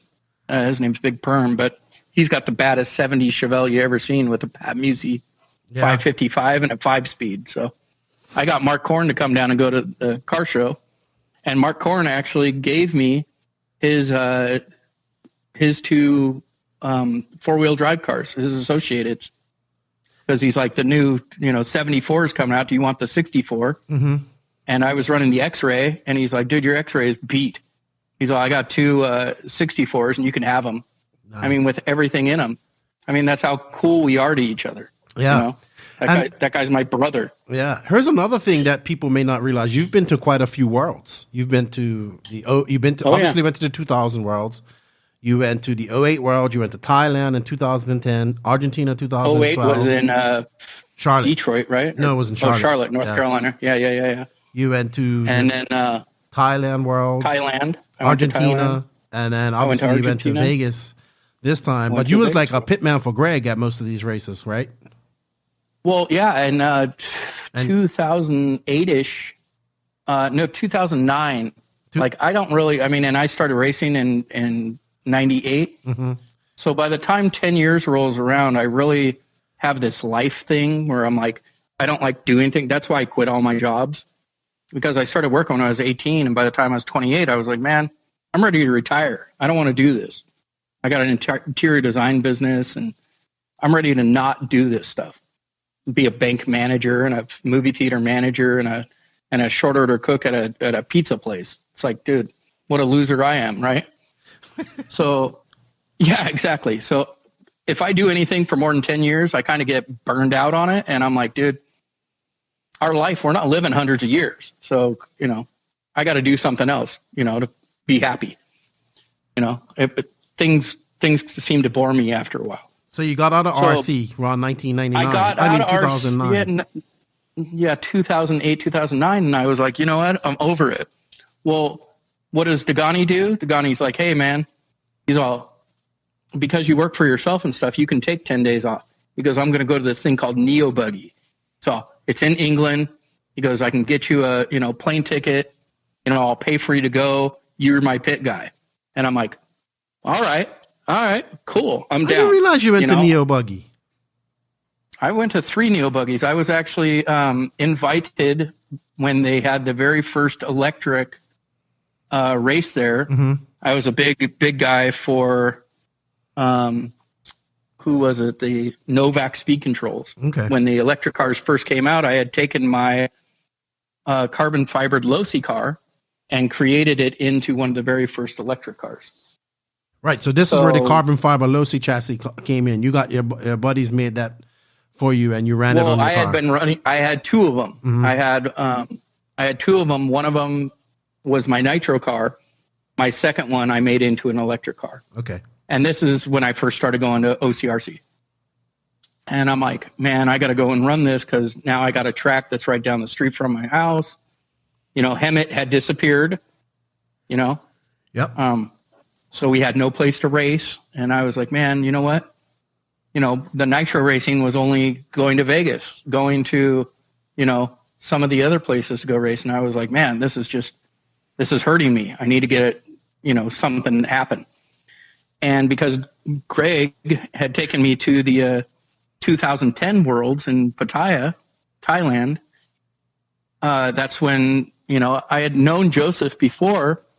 And Joseph was like, you know, I came up to him. I said, hey, man, I go, this is your own car. And I really like looked at it and I said, you know what, man? I go, I'd like to help you promote your car. Would that be something you'd be interested in? He's all, you would drive my car. Wait, I have to say this a little more. You would drive my car. But you hadn't met him yet, right? You hadn't really, he wasn't saying I had met him. I had met him when he came out to race at Hemet a few times when he was, you know, 17, 18 years old. Right. And so he had his own car that he had designed. And I'm, you know, with Greg running this LRP car, you know, I forgot it was what the we called it. Z car. Z car, yeah. Z car, but it was the same thing as LRP. Yes. And we're running SH motors, and you know, I'm going around with a translator and trying to talk to Henry of SH. And you know, I meet up with Joseph, and I'm like, man, I'd like to help you to promote your car. And so then Joseph's like, you know, talking to Greg, and Greg's like, hey, dude, you should just come out and live with Jay. Jay's got a 4-bedroom house that he lives in all by himself, and you should just stay with him and come to live in California for, you know, 3 months out of the year. And Joseph's like, hey, man, you know, I just came out with this yellow edition, you know, he sends me one, and I stopped running the Losi altogether and just started running JQ after that. Yeah, and that's when the whole JQ, J Smoker. I remember that video when he made a life in a day of JQ, and he had the Camaro and all that stuff. Yeah, that was pretty cool. No, it was a Trans Am. Okay, I let him Smoker, drive. I don't know anything about cars when it comes to that stuff. Okay. Sorry. Well, when he came out, I was like, hey, dude, I have this extra Camaro because I had, you know, had this 7 Series BMW and the Louis Vuitton interior with TVs and all that, blah, blah. So I just was like, hey, dude, I got this convertible Camaro. When you come here, you can just drive this car. You know, you don't have to pay me for rental or pay me for the house or anything. Just come out and enjoy yourself in California because we got lots of tracks out here. And, you know, that started me back into the racing again. So I was out of it for maybe a year and a half. Right. But I was still in it. I was in it and I was there enjoying it. I just wasn't doing it. Right. You know, the second time I went to Neo Buggy, they invited me because they're like, oh man, Jay Smoker's got a electric car. So they invited like 10 people with electric cars, and I smoked like 3 speed controls. I borrowed one from Robert Black at OCRC. I'm like, hey dude, just in case I blow my speed control, can I borrow yours and I'll replace it if I blow it up, right? And, you know, Barry Baker was working at Novak at the time. So anything I would blow up, he's like, dude, just bring it back and we'll give you a new one. I'm like, all right. And they were notorious for turning into little fire bombs, right? So it was a lot. It was new. A lot of that electric 8-scale stuff. It was new. You actually had to get a conversion kit. Right. There was no actual kit. And so, I mean, I'm the forefront godfather of Truggy. And then here I am trying to make electric 8-scale work so that I can run them at OCRC. Yeah, because back in the day, people don't realize you had to convert your Nitro kits over to e-buggies. Absolutely. You know, screw holes in it. Yeah. And do the whole 9 yards. Yeah. So I didn't realize yeah, you went to Neo though. So that's cool. I didn't know that. 3 different times. Okay. I went and we stayed with Richard Saxton and Ryan Mayfield, and went to Telfort, and it was at the college. Yeah. And Harbor Adams. We went and stayed with them 1 year, Harbor Adams College, yeah, and did the Neo Brace. That place was incredible. That's one of my favorite tracks I ever. And you went Argentina. I did Argentina too. Yeah. Yeah. Was it as dangerous as everybody says it was? Because it doesn't, I don't know. I heard different stories. Yeah. I went with Allison from J Concepts one time to just go into town, and the guy that was driving us was literally like, hey, don't go out at night. Some people just got killed for their camera. A few nights before, there was it was a ridiculous place. Like, it was just very slummy. I thought that, I'm like, oh yeah, we're going to Argentina. I should take a couple $1,000s with me. I didn't end up spending more than like $300 the entire time we were there for 10 days. Okay. But there's another story that goes with that. I'm sure you've heard that from. Oh yeah, I've heard it. There's a lot of stories. Actually, there's a lot of stories. I won't elaborate on that one. Yeah, we can't. Me and talk Greg about definitely. But there's a lot of stories that came out of that world that I've heard. So, and not just there was a nationals that was between at the bump up of the B main was Dean Sexton. It was somewhere in 2006 ish that Bill Hagan, Marty Korn, and Dean Sexton were driving across the finish line, and it looked like all 3 cars got into a cat fight as they all flipped and beat each other up as they went across the finish line. And all 3 of those boys stood up on that driver's stand, and they waited for a official decision. And they bumped up Bill Hagan and Marty Korn, and Dean Sexton drove out of there doing burnouts on the grass, six 360 burnouts, and just left that place and got on a plane and left. I was like, damn. This was at a national, she said. This was at a national championship. Yeah. Oh, it was wow. Dean was serious, man. And he was running jamming. Oh. When he was running the jamming team and all that stuff, I met him. Oh yeah, and he was real serious. So and I forgot about that. Actually, that was I had stopped racing the Losi when the jamming came out. Oh yeah, and jamming was like, hey, can you help us out? We got this guy Adam Drake. I just put him on the box, and then the Losi switched teams. Right, because the Losi, Jamming was out before the Losi, so I think I remember Drake was running it, and then I don't think he even ran the production car or whatever, and then Losi decided to. He might have, I don't know, I can't remember. I can't remember why that thing happened, but then he came to me and Dean and asked us. Hey, but Dean was on the team already. He was already a part of the team. I know that, and I went up to Jay, and I was like, hey, dude, I want to help you out because I want to run what Dean's running, and it seems like it's a pretty good car. And that's when we had Paris Auto Speedway track. Is that where the DNC is, right? That's where the DNC is now. They actually had a track there that the Big Belly crew ran. It was Notch Johnson and Schmitty and a bunch of these guys decided to build a track right there, and the actual dirt track that spits dirt, they use it as a parking lot and park cars now, but behind that fence was the spot where the Paris Auto Speedway racetrack or RC speed track was.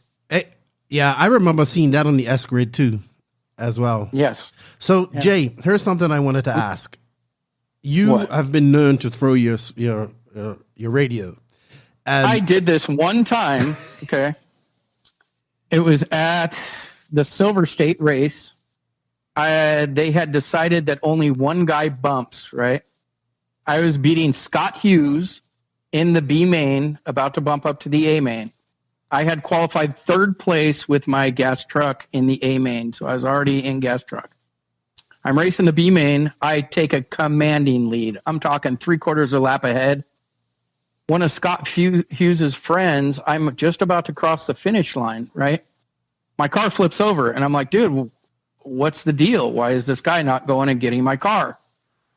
He goes over with his glove, and he hits my flywheel, shuts my car off, picks my car up, and throws me on the side of the track. Why? I'm livid because his friend is Scott Hughes, which is in second place, and he's about to get smoked by the smoker. So he shuts my car off and sets me to the side so that Scott Hughes can bump up. Well, I go nuts. I go back. I kick the back of the driver's stand, like, the railing. I go look at this guy, and I'm like, are you kidding me? And I just throw my radio out, and that flag, goes flying about 120 feet. I didn't actually hit the marshal. I was trying to, obviously, but I was frustrated enough where I was like, man, I was going to make a good A main. This is, 2006 or something, right? Mm-hmm. And I'm so mad. I throw the radio, and thank God, I'm like, Sanwa would kind of take care of me. Bobby Tom, took care of Dino, and like, just because I was his friend, would like take care of our servos and all kinds of stuff. So Marty Korn runs out there and grabs the radio, and just like it didn't even happen, Why do you have that flag on your radio and tuck it under your arm? Joseph says it's not so you don't throw it or something. No, actually, if you leave your radio out in the sun, the liquid display on the top, and because I raced 3 different classes, you can't switch from model to model. Okay. So that became a way for me to cover, and I never had the original cover, Mm-hmm. So I take the bandana and I put it over the liquid, display. Right. So it doesn't turn black. Got you. I understand. It's just it's a protection thing, and I would wipe down my radio with it or whatever. And I've always kept it on there because then when I go and I travel internationally, it kind of pisses the other drivers off when you have an American flag hanging off your radio. How about and another thing you also know, like this is the 2 things I know you for. You didn't do it this year at DNC. Maybe I didn't see it, but you didn't have a little flag flying off your wing. And you are that's only a wristband. I only put a wristband on. All right. Okay. And you're also known, like, and I'm seeing you do this. If there's a jump that nobody else can do, you seem to be able to be the only one that can do it. And not just do it once or twice. You can do it like maybe not every lap, but definitely a few times within a race. So, I'm definitely a gear man, so I definitely know how to gear my car right. And I use like the overdrive gears and stuff like that on my electric car for the JQ. And I mean, I'm the smoker. I'm supposed to do something that nobody else can do, right? Yeah. So I like big air. How did, and also like, I must admit, we used to have a big air championship at the T-Max Nitro Challenge. Mm-hmm. And the only people to ever win the big air championship were me and Jared Tebow. Didn't you put like a wing on a car at once too? I did. That was the first time I lost. And is it true that you took Greg Degane's world's winning Kyosho and made it into a truggy? That was the first Kyosho truggy, yes. I think Greg says in hindsight he wish he would have kept that car now. I still have that car actually, and I've been meaning, I have a box of parts sitting underneath it. I'm going to give it back to him. I'm going to kind of restore it. I have pictures of it. Mm-hmm. And most of the parts are still there. I just got to de-truck it, I guess the other thing that I know you're known for is your iconic paint job, which is really badass. And I know, how long have you been on the, because I know, how long have you been on the JQ box with your paint job for the e-buggy? Ever since I helped develop, we basically, the first chassis that came out were built by Techno. Wasn't even a company yet. Right. Techno. Well, they weren't making chassis. cars. They were just making conversions. Yes, they were just making conversions at the very beginning. So one of their conversions was for the JQ gas car into an electric buggy. I prototype tested that car for about a year at OCRC before Joseph, by living with me, I was like, Joseph, you got to make an electric car. I go, I know you don't want to make truggy, whatever. I go, but it's stupid not to make a second car that your customers can, enjoy driving. And I go, the electrics are getting more popular. I go, why don't you make 8 parts? It's a chassis, it's a motor mount, it's a, side guard to hold the battery and a couple other things. And then it's a whole nother car. No, electric is fucking stupid. Don't do it. I will never build electric. So after about a year, finally he was like, maybe I have to do it. Okay. I love the guy. Everybody else gives him a hard time, but I understand Joseph, And I think, it's really funny that he's not, the type of person that would really be the kind of person that hangs out with Jay Smoker, obviously. And either is Dagani, but we all like each other for our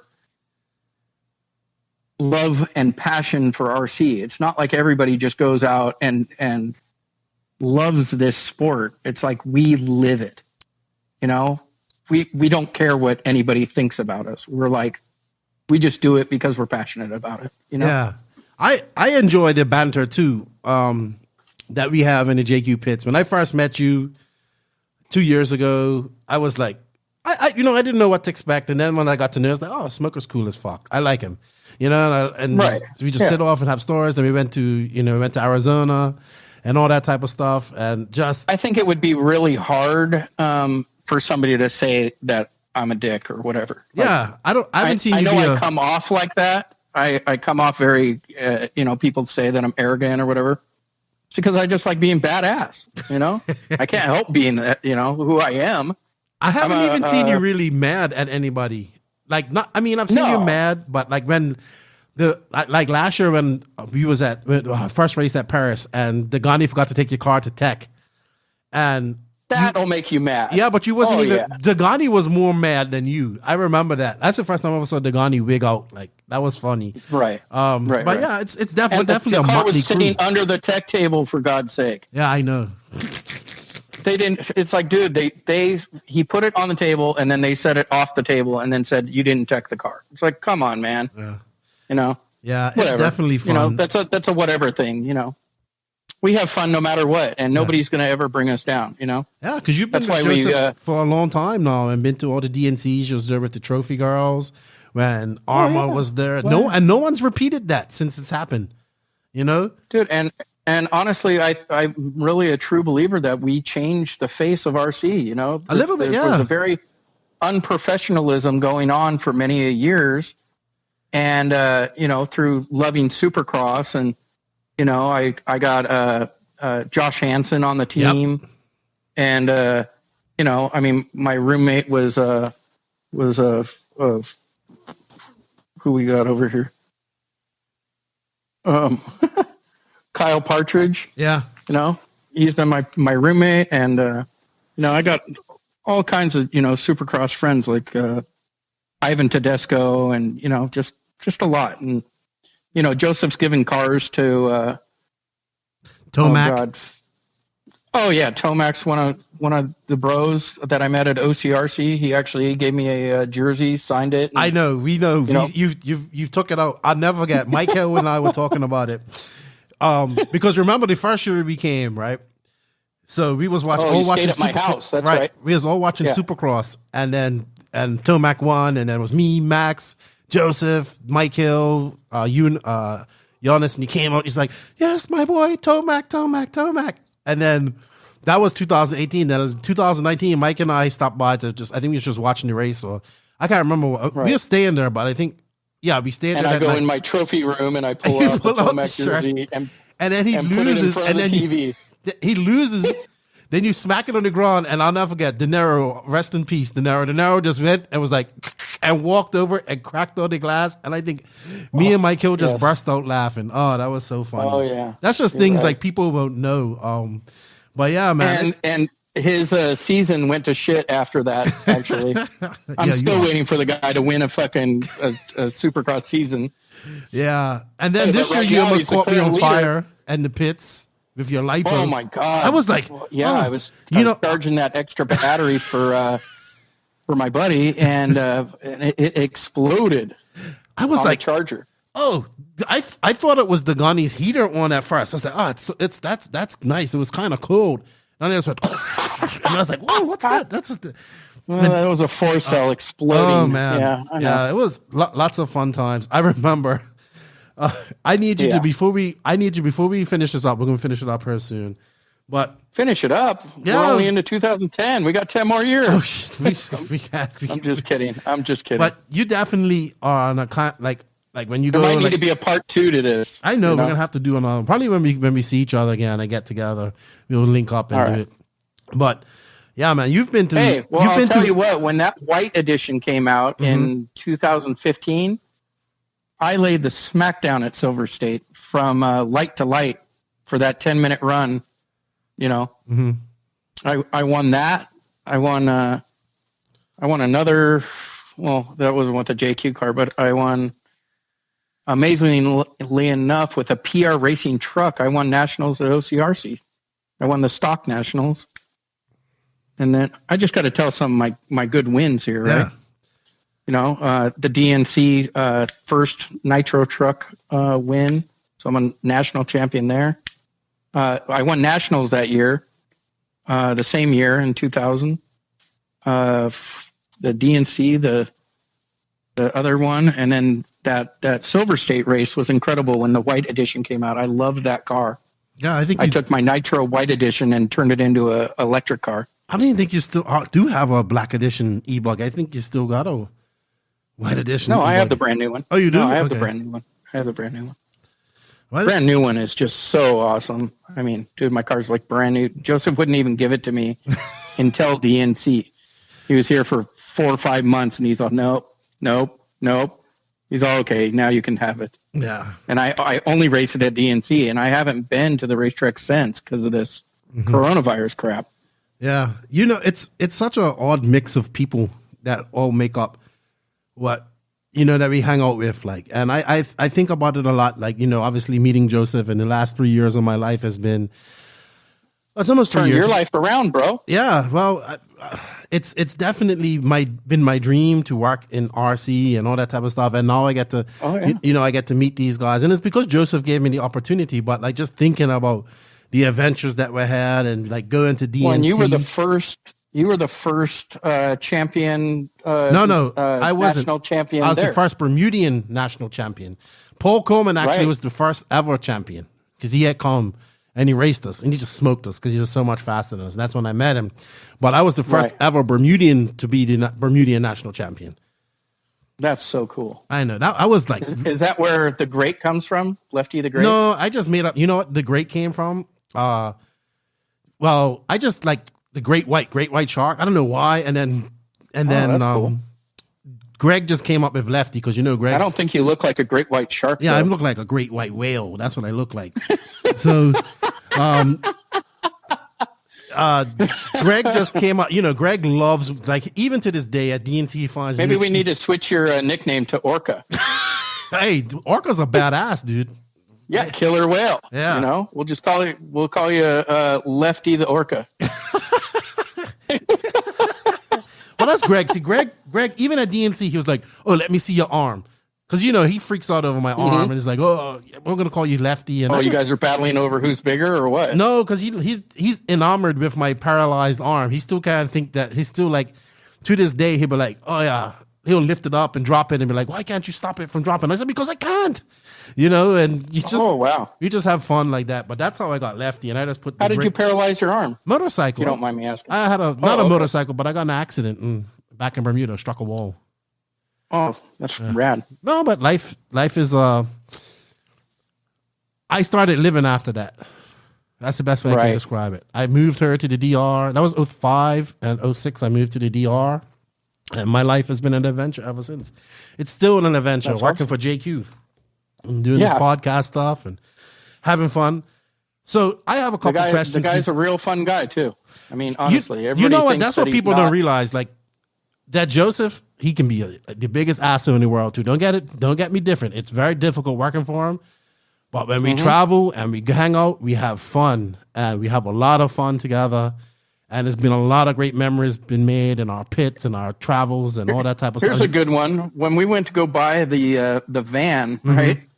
We show up. We're like, hey, I go, hey, I know this place. It's called Fam Vans. My buddy's like cousin owns the place, and I'm all, we could probably go get a van that's like, serviceable. That's going to be a good running overall van.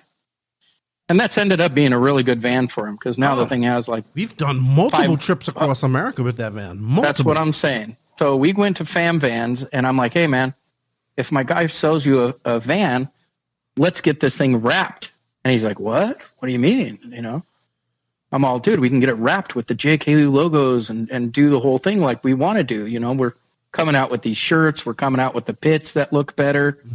You need to up your deal. And he's like, oh, okay. So we go there with Nick Hernandez, and we go to purchase this van, and he's like, oh, I don't have any money.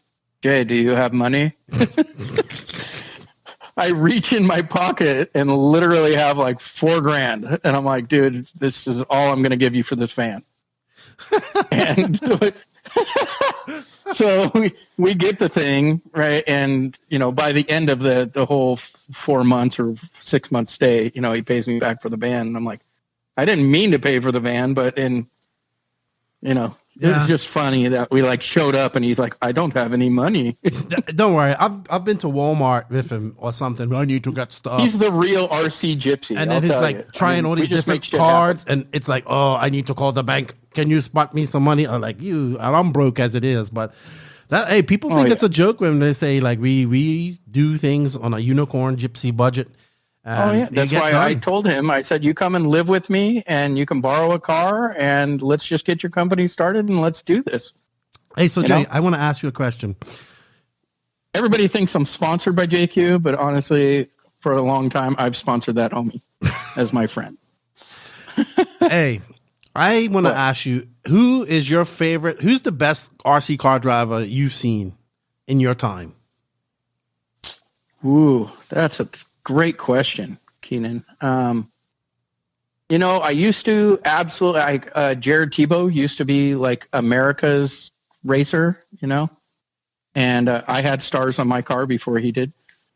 And I've always loved his driving tenacity on the track. Greg Degani, I have a few, I've liked really, really good drivers. Greg Degani, from the very beginning in 2002 or whatever, when we started hanging out, he was like, wow, that guy's world champion. I kind of hung out with him before he won the Worlds. He was always like, man, that guy's cars just seem to work better than everybody else's. Like the suspension, the way that it accelerates, For speed wise, Tim Long always had the fastest damn motors. And he's the one that got me to get like a JP or a OS or, we came up with, me and Dean, or I don't know if it was probably Dean. We used to just say OS and forget it. Like buy an OS motor, put it in and forget about it. Like, there was one time I was with Mark Vavitas after a nationals that me and my buddy Ruben and Dean and Mark all got into the elevator, and he had just won the nationals, and we were in the elevator, and he's all, and I love Mark for things like this. Like, he's like, I might have just won the nationals. He's like, but now I got to go back to Hemet and race with you guys. I was like, that just, you're such a good guy. I get that he was like, I'm going back to my home track and I got to race against you guys. And I know you guys race, like, I won nationals, but you guys are fast also. Like, he just had that mutual respect of like I said, we were a traveling circus of like 40 guys from the United States. And, KZ Speedway and all those other places that we went and raced. It's like, we decided every weekend. It wasn't like Hemet said, we're having a race and you guys come to our racetrack. It was like, when they had multiple racetracks, we said, we're the racers and you guys are going to host a race and we'll be there. Yeah. So that was kind of the thing back in the day. Yeah. But today, current, David Ronalfalk is my favorite. Yeah, I like the Viking too. He's badass. Honestly, yeah. He's just, I mean, ever since, they call the Swedish J Smoker was Kalle. I don't know if you know who Kalle is. I don't. Carl Svensson. He was a good friend of mine that would come and stay with me when Joseph would come and stay with me. Okay. And he would try to do the same thing, like disappear out of Sweden for the 3 months. That Did he race RC cars too? Yeah. Okay. He was a Kyosho racer. So Kalle was like, hey, man, I got this guy that I help over in Sweden, and his name's David Ronalfalk. Look for him when he comes over to the DNC. So when he came over, to the first couple DNCs, I was like, man, I go, you're a really cool kid, man. I want to see you do well. And I think he had won Truggy that night and was hanging out with Ty and stuff like that. And I was just, oh, man, I think you're going to be one of the best racers that anybody's ever seen. I think so, too. I did some pretty cool voiceovers with him and Richard Saxon on the RCGP races this week. You should check it out. It's pretty cool. Very cool. And I will. Yeah. I have 2 requests before we finish this up. One's from Salty Joe. Salty Joe says, I had the most fun I've ever had at a race at RCGP. I was between the 3 funniest guys you could ever want to be between. Jay Smoker, Degani, and JB. He says, it was nothing but laughs the whole race. He says, tell Smoker I want to get a Jay Smoker and a hamburger. Hamburger. Because it was so funny because the announcer's announcing races. He was the RD, Mao. Right. So everything that he said sounded like, oh, no, I'm a hamburger. So we just rolled with it, and I kept saying it, dude, and it was so funny. It still makes me laugh today. Thanks. And you know what else I want you to do? I want you to tell me how Max and Giannis were talking in Finnish when they were wrenching on their cars, and you was trying to sleep the first night that they came to your house. That was so funny. He said, you heard they came and they're running. Yeah. Well, to the back of the back of the back of the. Oh, that was so funny when you did that. Oh my gosh. My girlfriend's sleeping on the wall right behind them. They're using Dremels at like 4:30 in the morning. Well, she definitely heard my snoring, dude, because I snore. Oh, and I'm like, dude, hey, you kids need to go to sleep. And they're all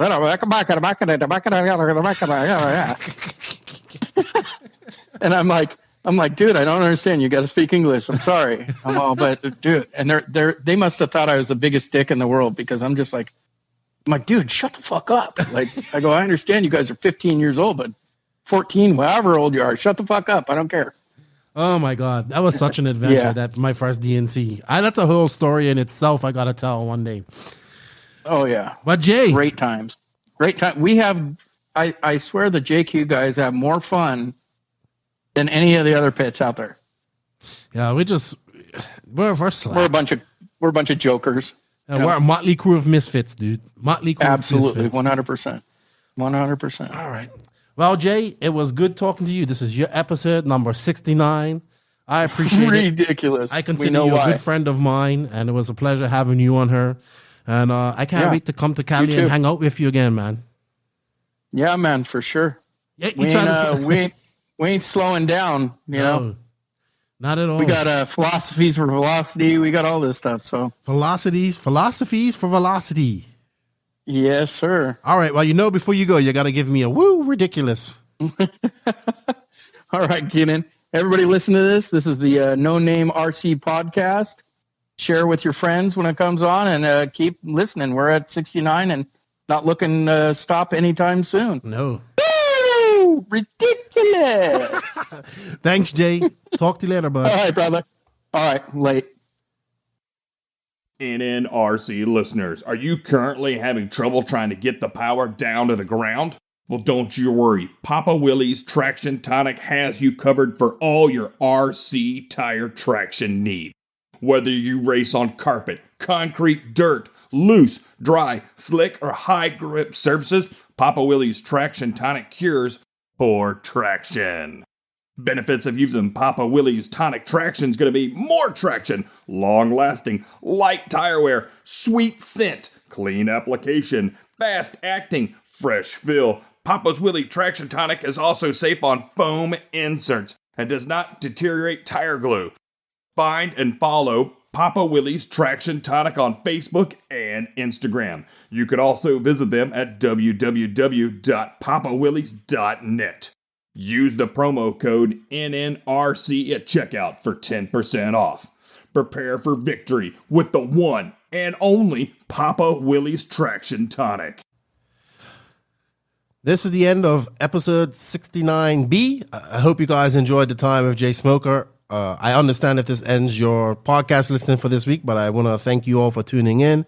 And if you want to go on to 69C, which is the Techno RC Facebook Live questions with David Runnerfalk. Well, it was also the hotlines where you could call in with myself, David Runnerfalk, and Wally. Thank you to Jay Smoker for coming on and telling some of his stories. Ridiculous! And hey, thank you guys for the support, and check out the other subsections of this podcast. We have 69A with Joseph and I, 69B, Smoker and I, 69C, the Techno RC, NNRC hotline call-ins, and Facebook Live. So check it out, and if not, thank you for your support. I greatly appreciate it, and have fun. Thank you for listening to the No Name RC podcast. We greatly appreciate all the support and love from you, the listeners. Without all of you, none of this is possible. Special thanks to our patrons on Patreon. If you wish to support the podcast further, you can at patreon.com/NNRC podcast. As a patron, you will receive early releases, special content, and patron-only giveaways. Also, please follow us on Facebook, Instagram, and our website, www.nnrcpodcast.com. Remember, Nitro is the glory, but e-buggy pays the bills. If you aren't having fun, it doesn't make sense. And if you ain't grinding, you're sliding. Lefty out. Nitro is the glory. Nitro is the glory. Nitro is the glory.